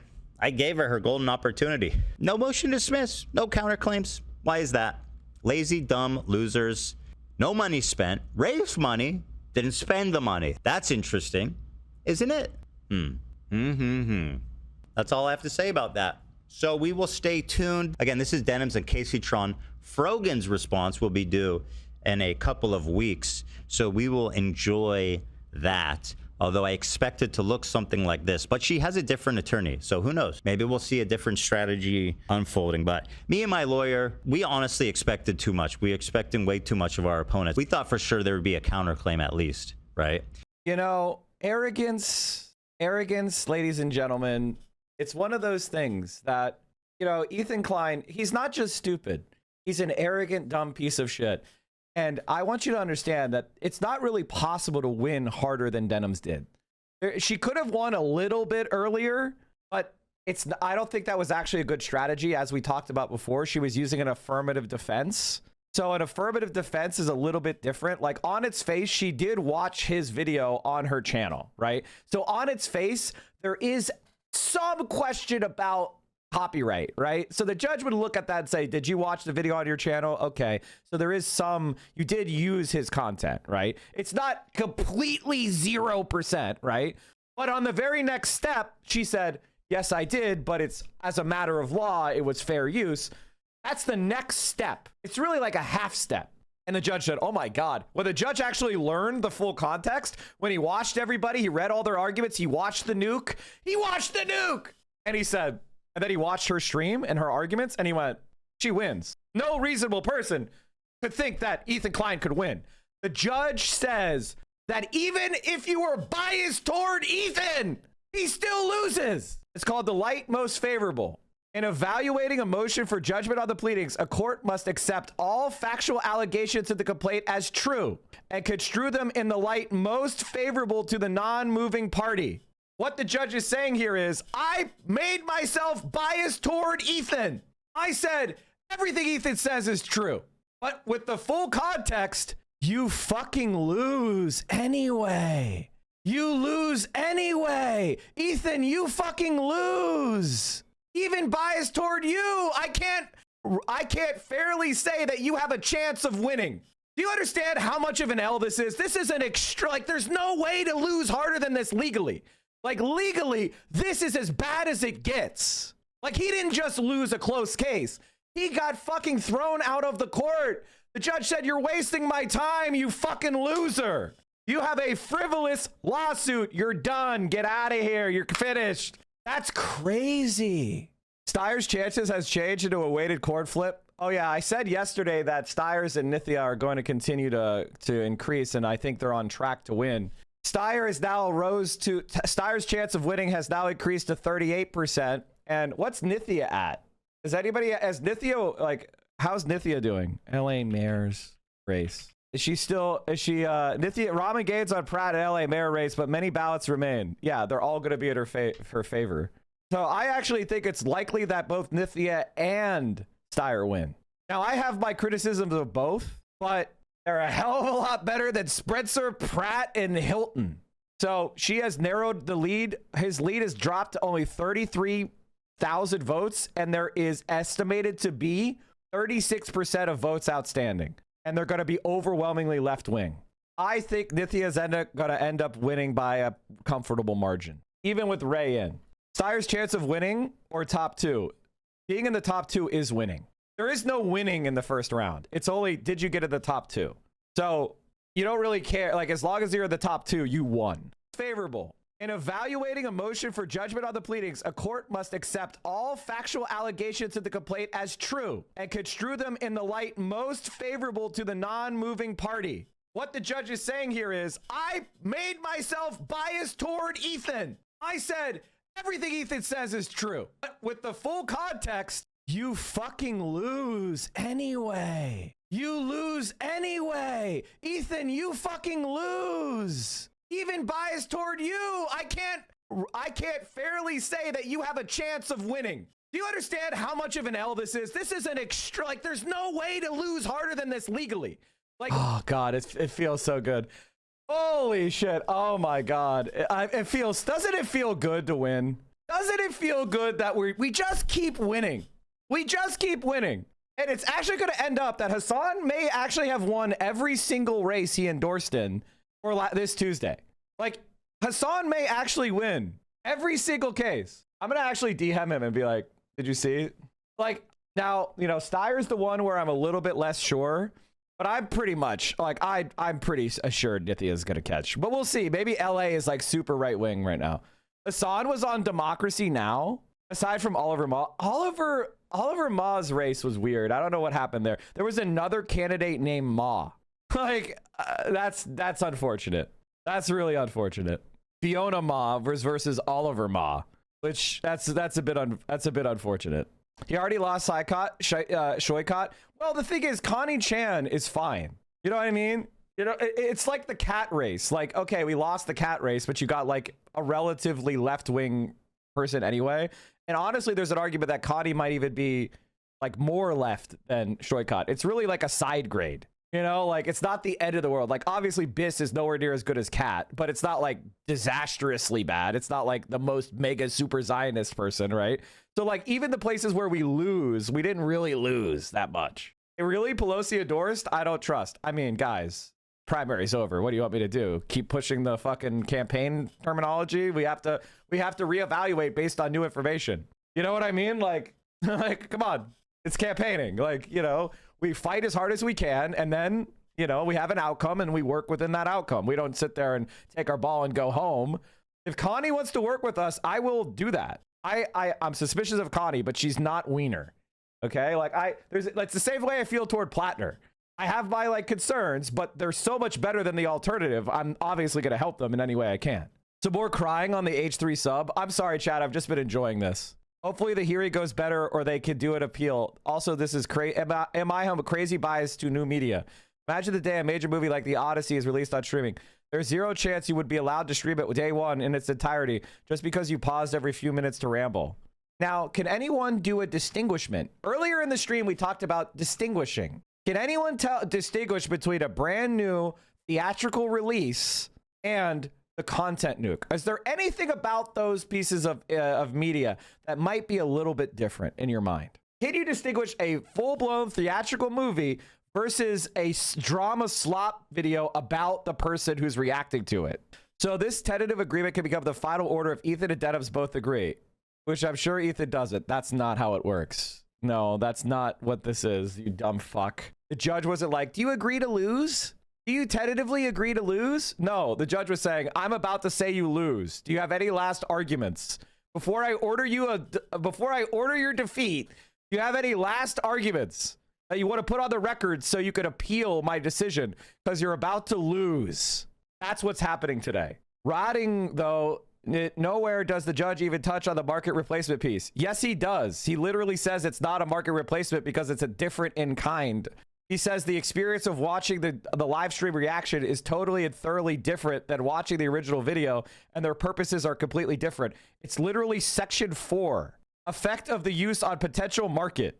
We read the whole thing, and I highlighted almost the entire point because it's all important. The fuck are you saying? I like debating people that are stupid because it makes you feel smart. But unfortunately, these are, I wish I was debating smarter people, but these are our enemies. They're stupid. What do you want me to say? What the fuck do you want me to say? They're dumb as fuck. All right, where was the cope? I lost the cope link. I lost my cope link. Where the fuck is my cope link? No. The fuck? Okay, here we go. Sorry. Apparently I clicked it like 5 times. I was like, where the fuck is my cope link? Okay. What was he saying? I think Ethan's lawyers will argue that tomorrow. The reason behind the judge's decision doesn't really make sense because what is quoting it versus what actually did are very different. I want to say something, and I don't know if it's mean, but it's what I'm feeling. We are all firmly rooted in our own subjectivity. You know what I mean? Like we all are so used to being inside our own heads and living life through the experience of our own mind. And like one of those things that like I try very hard to be empathetic and like understand another person's point of view. But for me, like individually for me, I don't know what it's like to be stupid. Like I cannot put myself in the shoes of someone that doesn't have a lot of horsepower. Right? Like I think of like different people's intelligence levels. Like one of the things that is at a level of intelligence is like how many different ideas can you hold on in one time and how many can you integrate? Like can you take multiple premises and keep them in your mind and then derive a conclusion like inference and derivation? Like are you capable of doing that? And like this person's just not capable of that. They don't have enough RAM sticks. And I'm not trying to say that I'm better than everybody. I'm just better than this guy. Right? Like and all of you are too. Like this guy, like if there's a bell curve of intelligence, this guy's over here. Like he's in the bottom percentage. And this is something that you should keep in mind. This is a lot of the people that are liking Ethan Klein and Asmongold and Destiny content is they, you know, they're operating with 4 gigs of RAM and you've got 64 gig. Like they're just not capable of even like, you're like, why are you believing this thing you believe? Here's an argument. Here's a piece. They just can't, they get data overflow. You give them too much and they're just like, they can't do it. They physically cannot hear your arguments, mentally process them, and then like, you know what I mean? Like they are actually just not capable of doing it. It's like trying to play the brand new AAA release on your fucking TI-81 calculator. Like, they just don't have the CPU. They can't. I'd rather lose a lawsuit than be subpoenaed and banned from countries. Do you see what I mean? Do you actually see what I mean? Like, Ethan Klein spent hundreds of thousands of dollars to lose a lawsuit. Assad is being targeted by fascists and Zionists around the world because he's so influential in politics. They're saying they would rather be an irrelevant loser who loses frivolous lawsuits than be one of the most well-known and influential political commentators of the millennial generation. Because Hassan is being attacked, they'd rather not be attacked. And this is another element of conservative brains. They are fundamentally cowardly. Like, a lot of their politics is ruled by fear. That's why they are so many of them are amosexuals, because they live their life in fear of the other. They live their life in the fear of being like fought against. And it's just they're roaches. They flee the light switch being turned on and crawl in their little crevice, and that's it. And they only care about their own minuscule survival. And if fundamentally their lives are ultimately as significant as a cockroach. We're all going to die one day. I need all of you to understand that. Every single one of us is going to die. But at the end of your life, and in the memories of your friends and family and in history, are you even going to merit a footnote? Are you going to merit? Are people going to look back on your life and say that person mattered? That person loved? That person lived? That person made the world a little bit better than the way they found it? There's not one person in the Ethan Klein sub fandom where that's going to be the case. Every single one of them are going to end up unremarked and unmourned and forgotten because fundamentally they took the side of evil, but they weren't even significant enough to be noticed. Just like you don't remember people that were like pro-segregationists in 1961. They're all like, everybody, even their own family pretends they don't exist. Every white Southerner claims to have been in favor of integration, right? Except for the most dyed-in-the-wool racist.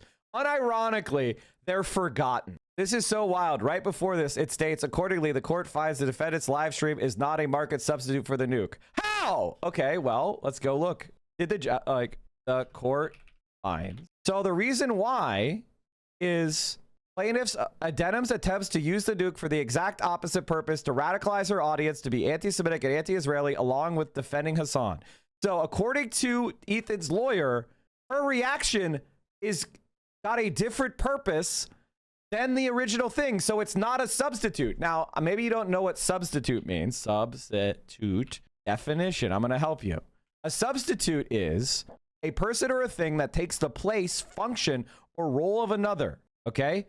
Her thing is not substituting for Ethan Klein's thing. It's not arguing the same thing. It's actually the opposite. It's like saying a rat is not the same thing as rat poison, right? Ethan Klein is the rat. Denim's reaction is the rat poison. Sorry, Ethan Klein's content nuke is the rat. Her video is the rat poison, right? Rat poison is not substitutes for rats. Somebody who's selling rat poison is not selling rats, and vice versa. Do you understand? That's what the judge is explaining to you. Wait, hold up. This literally only says that Denims could use the concept of fair use as a defense, not that the judge finds the defense valid or that it overcomes her admission to siphoning views being a market replacement. Sounds like this is exactly what they'd be debating in the future, whether fair use or that the market replacement tenet within copyright law. Okay, I'll just explain this again. Again, keep in mind, guys, remember that 64 gigs of RAM versus 4 gigs? For all of us, you don't even think of like typing something like this out because it's so patently stupid and wrong on its face that you couldn't think this. But remember, they don't got the RAM. They don't got the horsepower. They can't do it. They're not intelligent enough. They're on the left side of the bell curve. So I'll explain it again. Because of the 3 of the 4 use factors strongly favored defendant, including the most important factor, purpose and character of use, the court concludes that the fair use defense applies as a matter of law. Thus, the defendant's motion for judgment on the pleadings is granted. Judgment means final determination. All right? What the judge is saying is very important. Listen up. It is so ordered.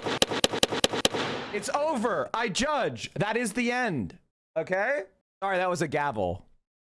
That was a little loud. I'm sorry. I hurt my own ears. Ow. I'm sorry it was so loud. Ow. Ow, I actually hurt my own ear. Ow. Are you sure that's a gavel noise? Yes. It's this gavel. Hold on. Does anyone have the clip? It was when Mike Johnson, it's when what's his name got thrown out as House Speaker. And then one of his like allies was all mad and he hit the gavel really hard. McCarthy got thrown out. And one of his orbiters got really mad and like slammed the gavel down. That's where I got that clip from. All right, what were we saying? Oh, we were almost done. There are many reasons why this ruling sets a terrible precedent for React content going forward. While the fact of the case remains that Denims indeed paused the video throughout and added her little dumbass comments, she originally provided nothing of value to the original video. We're essentially telling people that it is fair use to steal someone's video and pause occasionally to make noises with your mouth, as regardless of how bad or nonsensical or dumb it is, it's actually so bad.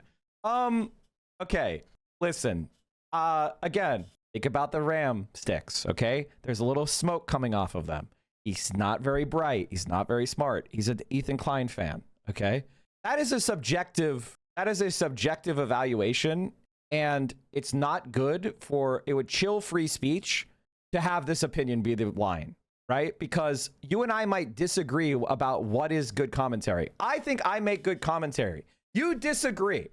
Now, the reason why I believe I make good commentary is track record of correct predictions, my education, my experience, my verbal felicity, my intellectual celerity, my ability to talk off the cuff and react instantly and recall historical, political, philosophic ideas and concepts and integrate them together in a coherent and smooth way off the cuff.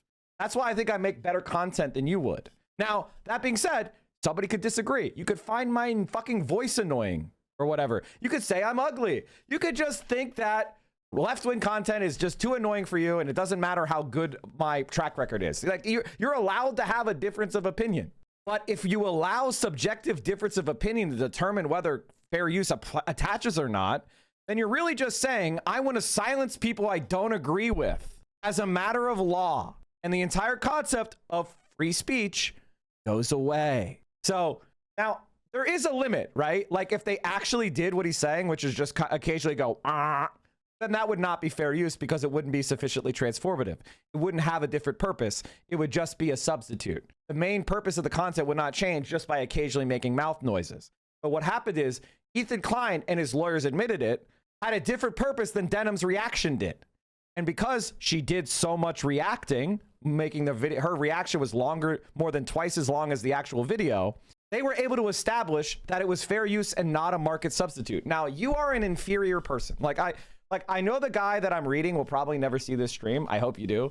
I want you to understand, you are not smart. And all the struggles you've had in your life have to do with your inability to accurately judge your intellectual ability and to operate with humility. You are stupid. Get your shit together. Stop watching this disgusting fuck and spend any amount of time reading a book, self-improvement, getting therapy.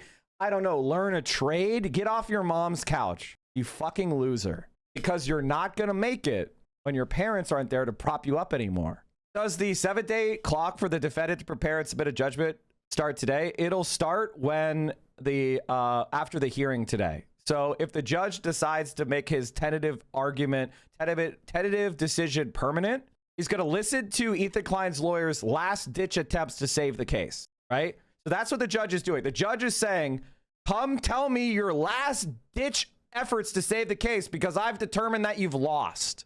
But I want to give you the opportunity to preserve the last arguments you could possibly come up with to make me reconsider your defeat. That's where we're at right now. So at 2:15, that's going to happen. And then the judge is going to make a decision. Now, ultimately, there's a 99.9% chance nothing's going to change. And after that, then the 7 days starts. And the judge asked Denims' lawyer to write what she thinks the judgment should be against Ethan. The judge asked Denims and her lawyer to prepare what she thinks the judgment should be. So, and then he'll consider her judgment and then he'll give his judgment. So she won by so much, the judge is now looking at her and saying, what do you think the judgment should be? What do you think is the judgment that is fair? Now, obviously, she can't go too buck wild because she'll piss off the judge, right? She has to try to come up with something that will be fair. Your insight with your legal background is actually fantastic. Every sane person knew this should be cut and dry, but having you break it down for non-law understanders is great. Nobody's a law understander. That's the whole point.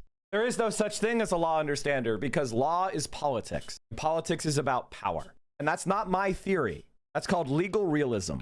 And the main thinker of legal realism is the Chief Justice of the Supreme Court, former Chief Justice of the Supreme Court, Oliver Wendell Holmes Jr. And he said, the life of the law has not been logic, it has been experience. The felt necessities of the time, the prevalent moral and political theories, intuitions of public policy, avowed or unconscious, and even the prejudices which judges share with their fellow men have had a good deal more to do with this than the syllogism in determining the rules by which men should be governed. AKA, we don't just look at the law like an automaton and come up with an outcome. We have an entire socio-political and cultural milieu that determines what we think is just, and we make decisions based on that. And who we have making those decisions determines the outcome. Politicians and judges are the same. One is just wearing a robe. According to this theory, judges consider not only abstract rules, but also social interests and public policy when deciding a case. In this respect, legal realism differs from legal formalism. Either theory can be understood in a descriptive way, prescriptive way, or both ways at once. So basically, Republicans say that we live in legal formalism. They say that that's the constitutionalists or originalists. They try to argue that law operates by like mechanistic application of rules like a machine would, logic machine. And the left, we believe in legal realism, which is law is the product of a social milieu, law, practice, tradition, expectation, norms, political policies, prejudices. That's why we have a different view on what the law should do. That makes sense? There you go. Now you understand the difference between the left and the right on law in kind of a basic way. Don't think you're an expert. What is my school background? Ugh, don't even get me started. Did Denims force him to apologize? It's unlikely to happen because she was just responding to his case, not suing him, right? She didn't sue him back. She just said his case is bullshit, throw it out. So best case scenario, he wouldn't have to do anything because she didn't allege that he broke her copyright or that he defamed her, right? She just said, I didn't break I did not break your copyright rights. That's the situation. So like in law, like there is an accuser and then accused, right? And in a civil case like this one, you have the plaintiff and the defendant. Now, a plaintiff is the person who complained. And that's literally what another word for the plaintiff is, the complainant, complainer, basically the complainant, the person who went to the judge and said, help me, judge, help me. This person is violating my rights. That's what legal cases are. You are going to the government and saying, hey, this other party is hurting me. This other person is violating my rights. I need your help. That's what a case fundamentally is about. So Denims didn't accuse him of violating her rights. She just said, I did not violate his rights. And the judge looked at the case and he said, Denims is right. She did nothing wrong.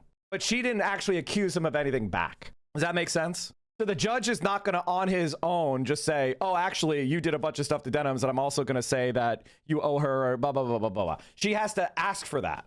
Does that make sense? And like, in a criminal case, the complainer is the government. And when you're charged with a crime, the person that is charging you is not the person you hurt. It is society. That's why they say the people of the United States versus you, or the state of California versus you, because the state of California is saying you hurt society when you hurt that person, right? And so we are going to punish you to protect society. Whereas a civil case is, this person hurt me.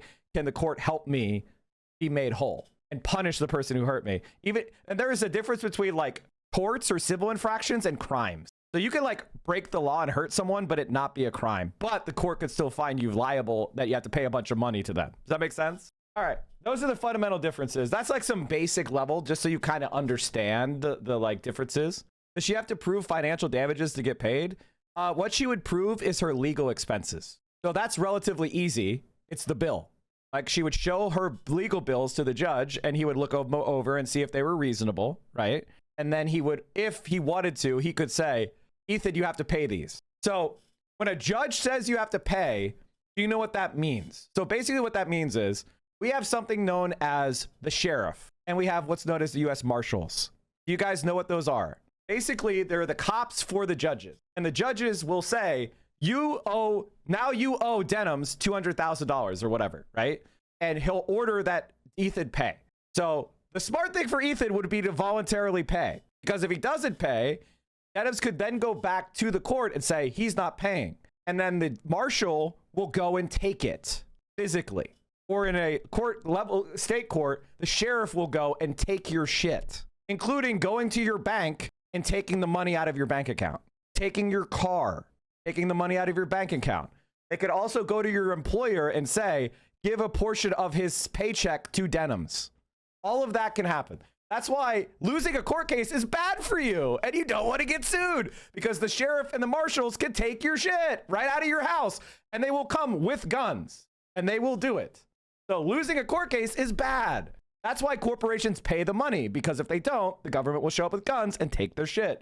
That's why courts exist, because it's all backed up with guns. Now, it takes a long time and it's very slow, and there's all sorts of other things to protect people. Like, we have bankruptcy in this country, which is, we don't believe that people should be put into permanent debt. At least we didn't used to until Joe Biden changed the student loan debt laws. But before, our founding fathers, one of the good ideas they had that was very progressive was that people should not be forced into debt forever. And that if you loan money to people, there's a risk they can't pay it back. Boo-hoo. That's what bankruptcy is. The reason why everybody makes fun, the reason why there's so much like propaganda about being bankrupt as being bad is because they don't want you to get rid of your debt, which you can easily do. I thank you for bringing in Chapter 7 to light to me months ago. Yeah, I mean, it's awesome. Now, the problem with debt is, the problem with bankruptcy is you can't expect people to loan you money then for a while, right? Like, so if you're depending on borrowing money, it's probably not gonna, I mean, you won't, you know, it's gonna be harder to borrow money for a little bit. But it's better, like, if you are like insolvent, bankruptcy is a good idea. If you go bankrupt twice, then you just want to borrow money with zero consequences. I mean, you could abuse this. You could abuse this, and you could get in trouble, and what we call the trustee might get mad at you. But bankruptcy is very expensive. It depends on your circumstances. Example of a sheriff enforcing judgments. Do you have a video? Because would be a fun video. I gotta pee. As a foreclosure defense attorney, this is sweet justice. Only on Wink tonight, the tables are turned. Instead of Bank of America foreclosing on a home, a homeowner has deputies foreclose on the bank. Bank of America filed foreclosure papers on a homeowner who didn't owe a dime their house with cash. Renee Stoll live at the Bank of America branch on Davis Boulevard in Naples with this story you'll see only on Wink tonight. This is about a family who fought back and won. Their foreclosure nightmare started when they bought a house in the Golden Gate Estates owned by Bank of America. Like you said, they paid cash, so they never had a mortgage. Well, Bank of America fouled it up somewhere along the lines and actually tried to foreclose on the family. And what happened today, you're just going to have to see to believe. Movers, a truck, and an armed deputy, all while a nervous homeowner stands by and waits. This is normally what you'd see when a person's being foreclosed on and their property seized by a bank. But today, it's the other way around. They've ignored our calls, ignored our letters. Legally, this is a step to my client's compensation. A Collier County judge said Bank of America had to pay Maureen Nairges and her husband's legal fees after the bank tried to foreclose on their Golden Gate Estates property, but they paid cash. The courts agreed they never had a mortgage to begin with. After more than 5 months, the bank still hadn't paid up. So the homeowner's attorney did just what the bank would do to get their money: seize their assets. I instructed the deputy to go in and take desks, computers, copier, filing cabinet, including cash. Outside the bank, several deputies stood by with movers ready to start hauling out the bank's office supplies and furniture. Inside, the homeowner's attorney was locked out of the bank manager's office by deputies, while the bank manager tried to figure out what to do. He was visibly shaken. Having two sheriff's deputies sitting across your desk and a lawyer standing up behind them, demanding whatever assets are in the bank, it can be intimidating. But so is having your home foreclosed on when it wasn't right. After about an hour, the bank finally cut a check. As a foreclosure defense attorney, this is sweet justice, because this is a symptom of a larger problem. Now, the homeowner's attorney says says that he sees mistakes all the time in foreclosure court where banks do not do their due diligence, and it winds up becoming a very lengthy process for the homeowners. He says he can only think of one other time where an attorney, the deputies, and a U-Haul came to a bank before ready to seize property. That was in Tampa. As far as Bank of America, they issued a statement saying that they apologize for the wait on the payment. They issued a notice to pay from the attorney that was working on the case on their side, but they didn't know the attorney went out of business. We'll be reporting live here in Naples. Renee Stillwink News now. All right, Renee, thank you. This happened back in during the foreclosure crisis 14 years ago. But like, again, that's how it works. Now, part of why I want state power is so that we could do it to them. This is unironically why I want state power. I want to take guys with guns like they do in China and go and arrest the CEOs. Like that's why the capitalists are so scared of China, because there is a socialist party that arrests capitalists. They're scared of that. They don't want that. They like America, where they never get there's never any punishment because they're rich. I'm also rooting for Ethan's housekeeper, who he fired for needing time off for surgery. Oh yeah. All right, there you have it. Sorry that I took the entire stream today, but I needed to do that, chat. I needed to do that. I wanted to go through it. I wanted to fucking explain it. I didn't want anybody to be confused. I wanted to explain all the logic, to refute all the dumb counter arguments, and to dunk on Ethan Klein one more fucking time. Hassan gave a little bit of smoke to the slop tuber and he backed away. Wait. Are we talking about the Singapore guy? Because I could sue him too. The situation did get me thinking that I should probably make more variety videos, not because I'm going to get sued, he's not winning that, but just for my own enjoyment. I used to make a lot of variety. I also recently wanted to talk about KSI leaving the Sidemen, the bricks and minifigs Lego drama that was so interesting and it's still ongoing. Why would anybody watch this guy? He's a fucking moron. It actually blows my mind how these guys get promoted in the algorithm. They're fucking stupid, they know nothing, and they're idiots. Like, what the fuck is this shit? But I never had time to talk about it, so maybe... And his voice is annoying. His voice is fucking annoying. Going forward, we're going to mix in some other stuff. Maybe lay up on his side a bit if he's a very good boy and doesn't cause any more trouble. But yeah, just... Hassan, please, can we sue this guy? Please! Hassan, please! Let me join in. He made a video about me. That's enough, right? Another L for Hutch. Okay, what's this? Mallory McMorrow chatting with Hutch. 500 likes. Damn. It's not just a lawsuit. The YouTuber can face jail time for cyber harassment. Sounds good. Sounds good to me.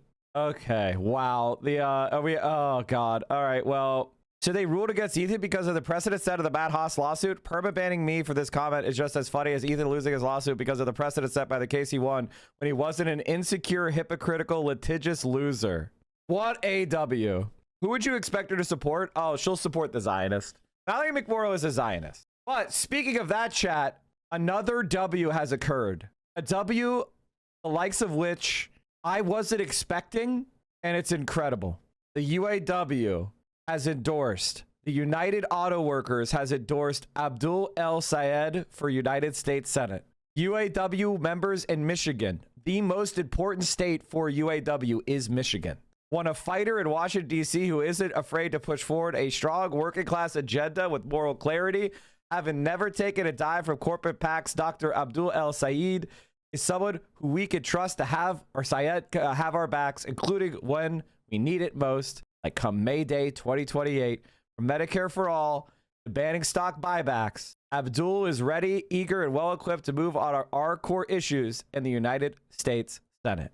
This is probably the most important union in Michigan. So on the one hand, Mallory McMorrow is campaigning with Hutch, a Destiny second-tier orbiter who's a fucking moron and has never been right about literally anything.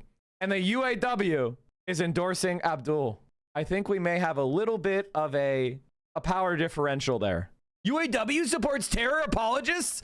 Glad to know never to support your union, as you obviously don't represent the interests of hardworking Americans. Let me guess. Zionist. Wow, what do you know? She's a professional Zionist. The Palestinian flag was lowered from Slovenia's main government building less than an hour after Janez Janša was sworn in as prime minister for the fourth time, signaling a major shift in foreign policy. Bloomberg. The time has come for a responsible Slovenian foreign policy based on facts. A politically and economically harmful period of government support for activist anti-Semitism, which was broadly encouraged by commissions from $2 billion of laundered Iranian money and the former state-owned bank during the left-wing government, has ended. This is what this lady is posting about the Palestinian flag being lowered in Slovenia. That's the person who's saying that he's a terrorist supporter. Oh, she's in Israel. Oh, okay. Never mind. Bitcoin is falling off. Okay, let's look at the markets. NASDAQ falls nearly 1,000%. Dow Jones is down 500. S&P 500 is down 150. 2% loss. Chips are tumbling. What's the reason? Crypto is crashing as well. Crypto down to 60,000. I mean, yeah, because why would you buy crypto? They have AI pump now. You don't need like Bitcoin is fucking useless. Like it's not gonna go to the moon. You got the crypto stock pump to buy. Why would you buy any of this stupid shit that has no purpose? At least the AI stocks own AI companies. Because of the strong jobs report, people think they're going to raise interest rates. I mean, they should. Crashing while oil goes down. That's crazy. Why did FedEx go up 8%? What the fuck? FedEx freight stock soars on fresh analyst coverage. They said hold. They said hold. Why would it go up off of somebody saying hold? Look at the VIX, it's jumping. Well, yeah, you would think we had a big drop. Yeah, of course you're gonna see the VIX pop. And what's the bond market looking like? Oh boy, yeah, 5% for the 30-year. Not good. The highest interest rates we've had in 5 years. Cool. You have to go back to 2007 for when interest rates were this high. How old were you in 2007, chat? Oh, god damn it, man. Should have bought a house when interest rates were 0. What was I doing? Oh, I remember. I was broke. Which reminds me, close out today's stream. Let's have a good old rewatch of friend of the show, Eamon Animations, classic video, The Legend of Ethan Klein. Yes, we are being sued for copyright infringement. And it's been hanging over our lives like a cloud these past months. Yeah. We are being sued by Bold Guy, aka Matt Haas Zone. We did our thing and we made a reaction video about him on our second channel, Ethan and Eli. And I think the heart and soul of this is like that he doesn't like that we made fun of him, and so he's suing us.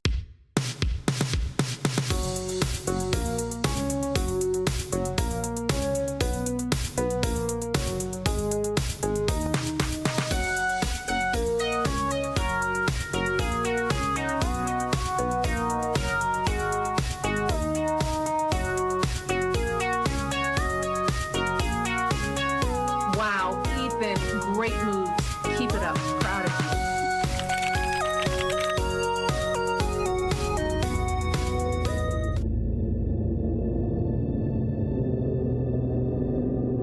Oh, hi there.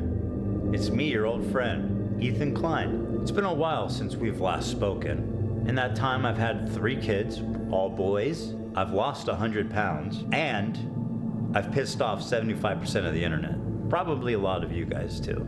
I started a show a couple of years ago with my acquaintance, Hassan Piker, the Leftovers podcast, which we made broadly to goof on the antics of the right. And we went on making the show for about 2 years and everything was good. Everyone was having fun. The audience was having fun. No problem. Can I just say that I always thought Leftovers sucked? And if you go back and look, during the entire time Leftovers was a thing, I would just stream an extra 2 hours because I found it to be completely unwatchable.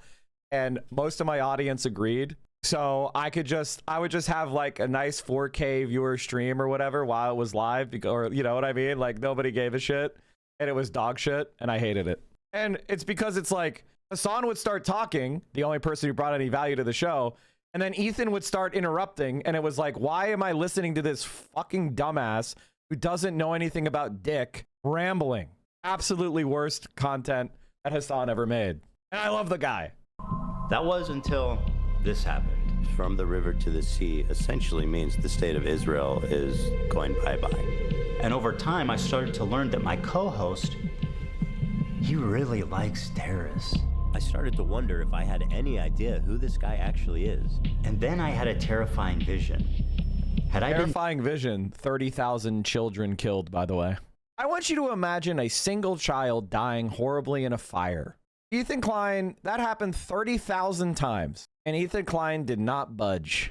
Duped was Hassan presenting a Trojan What horse a to my fucking community, evil where freak. he was just a left-leaning Democrat like myself, and as he said in the previous video, was funneling them into radicalization and turning them against me. Liberals are some of the easiest to manipulate people on the fucking planet, dude. I learned how much he hates liberals. Dude, I hate liberals, dude. I hate them. I hate them so viciously. Did he secretly despise me this whole time? I'm sorry, dude. I hate liberals so much. Did this man sit next to me for 2 years and pretend to be my friend? What else is someone this sociopathic capable of? Liberals are some of the easiest to manipulate people on the fucking planet. Was I being manipulated this whole time? Hello everybody, this is Ethan Klein, host of the H3 Show. Alright, so obviously I'm about to have a really uncomfortable conversation about Hassan. And, you know, I wanted to do a really fun episode about Twilight today, but blame it on the anti-Semites. The openness and brazenness with anti-Semitism has left me no choice. I have no choice. But I'm hallucinating, according to Hassan. Well, let's see if I'm hallucinating. The big story breaking right now is that since October 7th, Twitch has blocked the entire country of Israel from making new accounts. Which never happened. And if Twitch wanted, they could have sued Ethan Klein for this. They could have sued Ethan Klein for this. And honestly, Dan Clancy should have sued Ethan Klein. They should have sued Dan Saltzman. They should have sued Destiny. But Twitch isn't its own company. That would involve... It would have meant Dan Clancy would have had to gone to Amazon's lawyers and be like, can you fund a lawsuit? And he's a risk-averse middle manager. So there's no chance that he would do that, right? Like, he's at the top of the world. Like, why would he want to do something like a big lawsuit that he might, you know, there's in his mind, there's some chance he might lose. So he just decided to put his head in the sand and hope it went away. Secretly, silently, no statement, no explanation, has blocked an entire fucking country. How does that happen? The word Israel is considered a invalid word when you're trying to make an account. User from Israel. You know what? But hold on, before you answer. Yeah. But why does then both Palestine and Hamas are acceptable? This guy's name is I Love Hamas 123. That word. Yeah. Well, apparently that's dope. In Hassan, it's by Hassan, and in his community, I love. By the way, you could disagree with that, but he thinks that it should be banned to say. Should someone be banned from saying I love IDF? Like, this guy is such a fucking Israeli in his core that he just doesn't agree with the concept of free speech. And Hamas is only considered a terrorist organization in the America's puppet states. The rest of the world doesn't consider Hamas to be a terrorist group.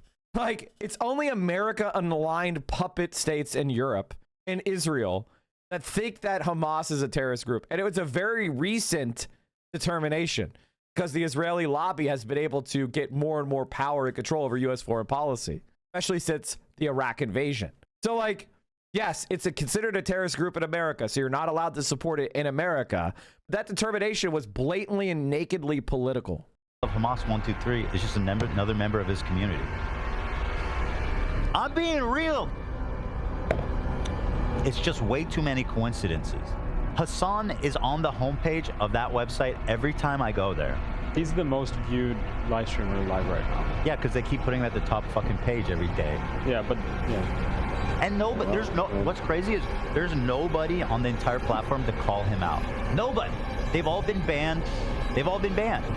Nobody. There is not a single dissenting voice with his fucking straight up radical, anti-American, anti-Semitic, fucking pro-China, pro-Russia, pro-terrorism takes. This is fringe, psychotic shit that is not normal. And it is the only acceptable voice on Twitch. Explain that to me. How is there not one dissenting voice on that entire platform? Snails. Does anyone believe that's true? Like, there's tons of people that disagree with Hassan. They're just stupid because conservatives are dumb. Do you think there's like an intelligent conservative voice? The only people that are conservative now are vicious. Like, they're not coming at this buttoned up with a bow tie making arguments about Hayek anymore, all right? They're all like, yeah, kill them all. Yeah, deport them all. Yeah, women are all sluts. Like, those are the people that are now conservative. So yeah, there are dissenting voices. They're just scumbags. They're kind of doing the thing that people meme about, like docking penises, basically. I don't know what that means. Docking, when two guys get together and like one has a circumcised penis and the other one doesn't, and then the non-circumcised penis you like put into the circumcised penis, basically. Like you unfold the uncircumcised part of the penis, like the tip, and then you put the circumcised penis in it like this, like a spaceship docking. And they just touch. It's not like. It's kind of like that. Is that sexual or is that just a joke? I don't know. I don't think that it's like that at all. This is Nazi shit. S-tier race? Are you fucking kidding me? Poor Vio. Vio is just an egg. They got Vio banned for 30 days. And Denims for going on a Twitch-approved panel that they had no part in designing because he managed to do a bunch of lies about the Sabra tier, meaning Jews born in Israel, when it very clearly was an attack on the very poorly made, mass-marketed Israeli hummus brand Sabra. He tried to claim it was some sort of like anti-Semitic smear. He's a total fucking liar. How do I know? I was in Sabra tier along with Denims. So Denims was anti-Semitically placing herself in Sabra tier? Like, what the fuck are you talking about? And they're trying to run defense. Hassan and all these fucking people are running defense for this shit. Are you streaming? I have spent every waking moment on this project. Except for when you take care of your kids, right? I don't think... Except when you take care of your kids, right? You think Ethan Klein cares about his kids and does anything for his kids? Let's just speculate. I don't think any of us know, but I don't get a lot of like fatherly vibes. I think Hassan knows what's coming. I feel it might be one of the best takedown videos of all time. It's coming together, but I've never been faced with such a daunting task. I find myself overwhelmed with the quantity of footage, and I have tried everything to avoid 7, 6, launching this nuclear bomb. 4. But Hassan has continually provoked me and forced my hand. Are you going to be watching Ethan's content nuke? The answer is, of course not. The title of the show is Hassan and Goons Are Evil, Cowardly Liars. Now, I, once again, am looking to not, to move on past it. Yeah, I'm just going to get into the Hassan stuff. This is the result of Hassan's activism. Hassan Piker. Hassan, propagandist, lying scumbag, terrorist supporter. Hassan's the type of dude who watches himself in the mirror when he has sex. He probably sets up a mirror and jerks off watching himself. I want to think about that, man. Think about it. Hassan dropped new merch today, guys. What a dumb, cringy fucking tryhard. Please, can we just all point, make a circle around him and point and laugh? Can we please just fucking point and laugh at him?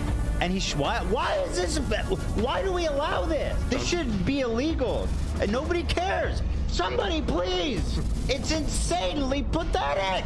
I'm about to hit Celestial, Nate. Where you at? Celestial? Yeah. What is that? I don't even know what that is. That's what it's called, right? The one after Grandmaster. All right, where were we? I wanted to say Hassan is the human embodiment of the Che. By the way, Vio was a celestial. Vio has celestial rank. Vio is a celestial Marvel Rivals player. It's Vio's favorite game. Just so you know, he's better than them. The virus shirt sold at Hot Topic. He is that personified. Were you thinking about that in the bathroom? Yeah. I would love to open the stream, but I think things are too contentious.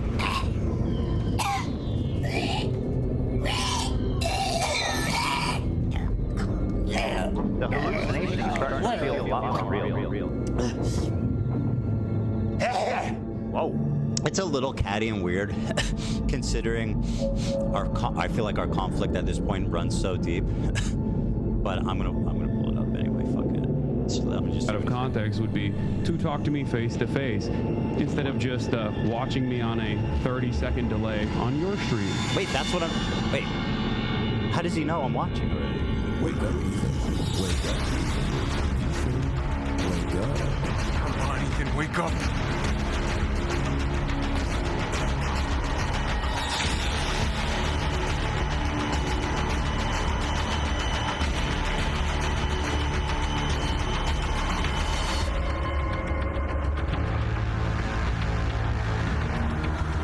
This is no longer a dream. This is a nightmare. Wake up. That is not anti-Semitism. The fact of the matter is this conflation is dangerous for Jews.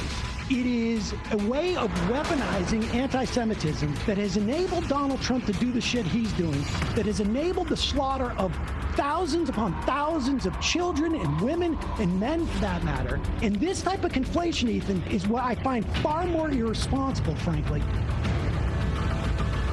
Docking when two guys get together and like one has a circumcised penis.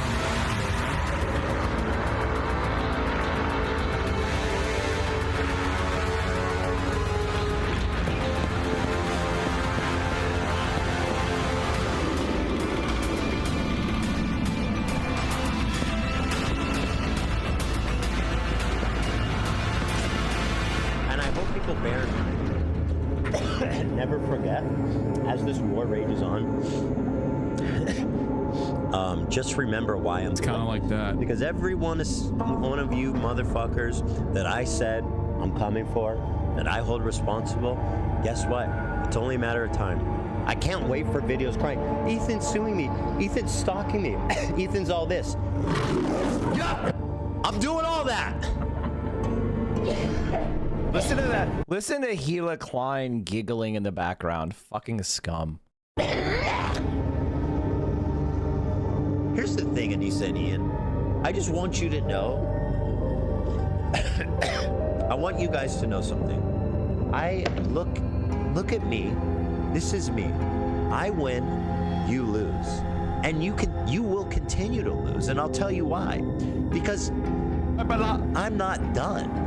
I'll never be done. I will never be done with you. That's how much you've betrayed me and how much I want you to know how much you lose and I win. Do you understand, Anissa? And I'm not even talking to iDubbbz anymore. He's insignificant. He's gone. I want you to understand something. I am never gonna be done. When you see this, you know that this one watch, is probably worth more than your entire worldly possessions. And that upsets you because you're jealous, you're bitter, you lost everything, and you look at me, you see me, because me and Ian were in the same place, right? We came from the same place. And look where I am, and look where you are. You, my friend, are a coward, and I am the fucking legend. It responded to it live with zero hesitation. Is illegal ship shit? And by the way, Anissa reached out. She wants to meet at the Motel 6 tonight. This guy is. Can we ship him shit? Weinstein, Ryan Kavanaugh. This is. You are under arrest, suspected of committing assault and causing injury of a racist nature. The victim escaped with a few bruises on her face. She's a French Catholic, a member of the Dominican Order, who works as a researcher here at the French Biblical and Archaeological School in Jerusalem. The director of the oldest academic institute in the Holy Land gives an update on her condition. Today, our sister is still in a state of shock. She thought she was going to die, and the attack was extremely violent. We came within a hair's breadth of a tragedy, and we are grateful to the people who intervened and who undoubtedly saved our sister's life. The suspect is still in police custody, but some feel that a new threshold has been crossed in the violence against Christians by Jewish extremists. If we are identifiable as Christians, whether we are a group of pilgrims carrying a cross or simply religious people living here and wearing our insignia, we do indeed risk being knocked down or run over. Such incidents have risen in recent years, often outside religious sites. An Israeli NGO recorded 181 cases of harassment against Christians in 2025, 44 in the first months of this year. And like that story is being reported all over the place. Soldiers are spitting too. The soldier in uniform, and this is, you know, people in uniform spitting on you. Now, what shall I say? A recent video of a nun attacked in broad daylight has caused widespread shock. Many Christians in Israel say intimidation and spitting have become commonplace. Abbot Nicodemus Schnabel says he faces threats almost daily when he walks through Jerusalem. It's a young monk. They're really spitting on me in the nighttime, you know, in dark alleys without eyewitnesses, because they know if I attack the monk, it's not accepted. Now it's during daylight, people around, and they don't care. Israeli organizations report a sharp rise in violent attacks on Christians. At the same time, initiatives promoting interfaith dialogue are coming under increased pressure. The vast majority of Israelis think it's a very severe incident and these people have to be punished severely. Oh, is that right? But I think there's no enough condemning from the authorities, from the government, from the politician. The opposite, they're kind of inflaming and inciting the atmosphere. Okay, so the government is inciting and inflaming violence against Christians, by the way. Not Muslims, not Palestinians. Now even being an identifiable Christian gets you assaulted. This is what Ethan Klein was saying as a multicultural state. And notice how I guess the elderly French nun was a fucking terrorist, right? Critics say that Prime Minister Netanyahu's far-right coalition partners in particular are fueling the tension. Ultra-nationalist politician Itamar Ben-Gvir, currently security minister, has repeatedly downplayed the attacks on Christians and in the past even justified them. It is an ancient tradition. It's an ancient Jewish tradition that when you pass by a monastery or a priest, you spit. You could agree or disagree, but when you spit to the side, I don't think it expresses any offense. As a result, fear is spreading in Jerusalem's Christian quarter. Many residents refuse to speak publicly. We are afraid because we are alone. We are girls, and nobody will help. There will be more and more problems. No one is trying to solve these problems. We don't have much hope. Our only hope is our children get better education than what we did, so they can find their future somewhere else. Which is exactly the point, right? Ethnic cleansing, genocide, destroying ancient communities that are thousands of years old. And this is where your tax dollars goes. And this is what Ethan Klein is trying to downplay with his propagandistic lies. And when Hila Klein flew to Israel the last couple of weeks, she had a grand old time. Imagine going to Nazi Germany during the height of the Holocaust for a vacation. A study by Israel's Rossing Center found more than half of Christians under the age of 45 are considering leaving the country. Abbot Nicodemus hopes that Jerusalem will remain a city for all religions. But for that to happen, he says the world must pay attention.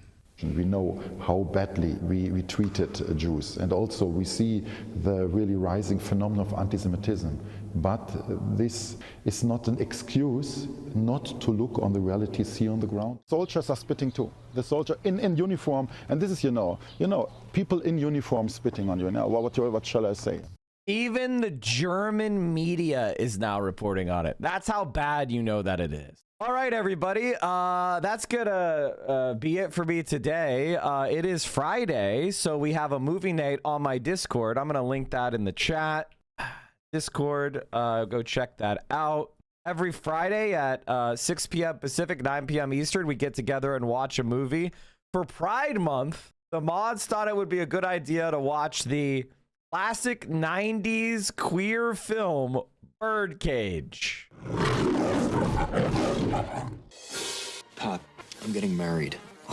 It's a girl. I met her at school. It's this wonderful... Are you upset? But let me tell you why. Don't use that tone to me.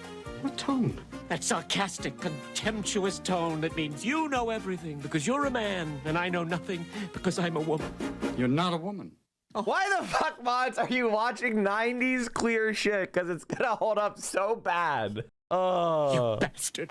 Are you crazy? You can't get married. It's out of the question. We've been sleeping together for a year. Oh, God. Has he been tested? Oh, Kevin. Yes, and so have I. Who's his father?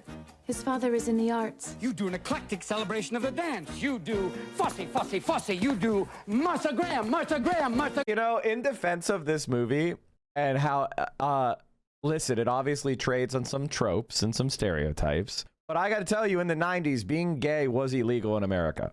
Like, people were prosecuted for having consensual gay relationships. Now, obviously, the rules were different in different states. So this type of stuff being pushed was part of a national effort to normalize queer relationships as normal, as just a way of being.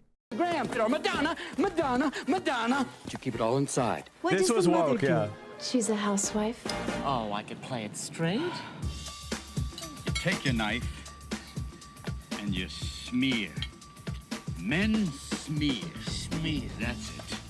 Yeah. Get The performance of masculinity is a funny trope. pinky down. Right, hold the knife boldly and with strength. No, I pierced the toes. Al, you old so-and-so. How do you feel about that call today? I mean, the Dolphin, 4th and 3 play on their 30-yard line with only 34 seconds to go. How do you think I feel? Betrayed, bewildered? Call me. Perfect. Won't you come in? Senator Keeley, Mrs. Keeley, come here and give me a hug.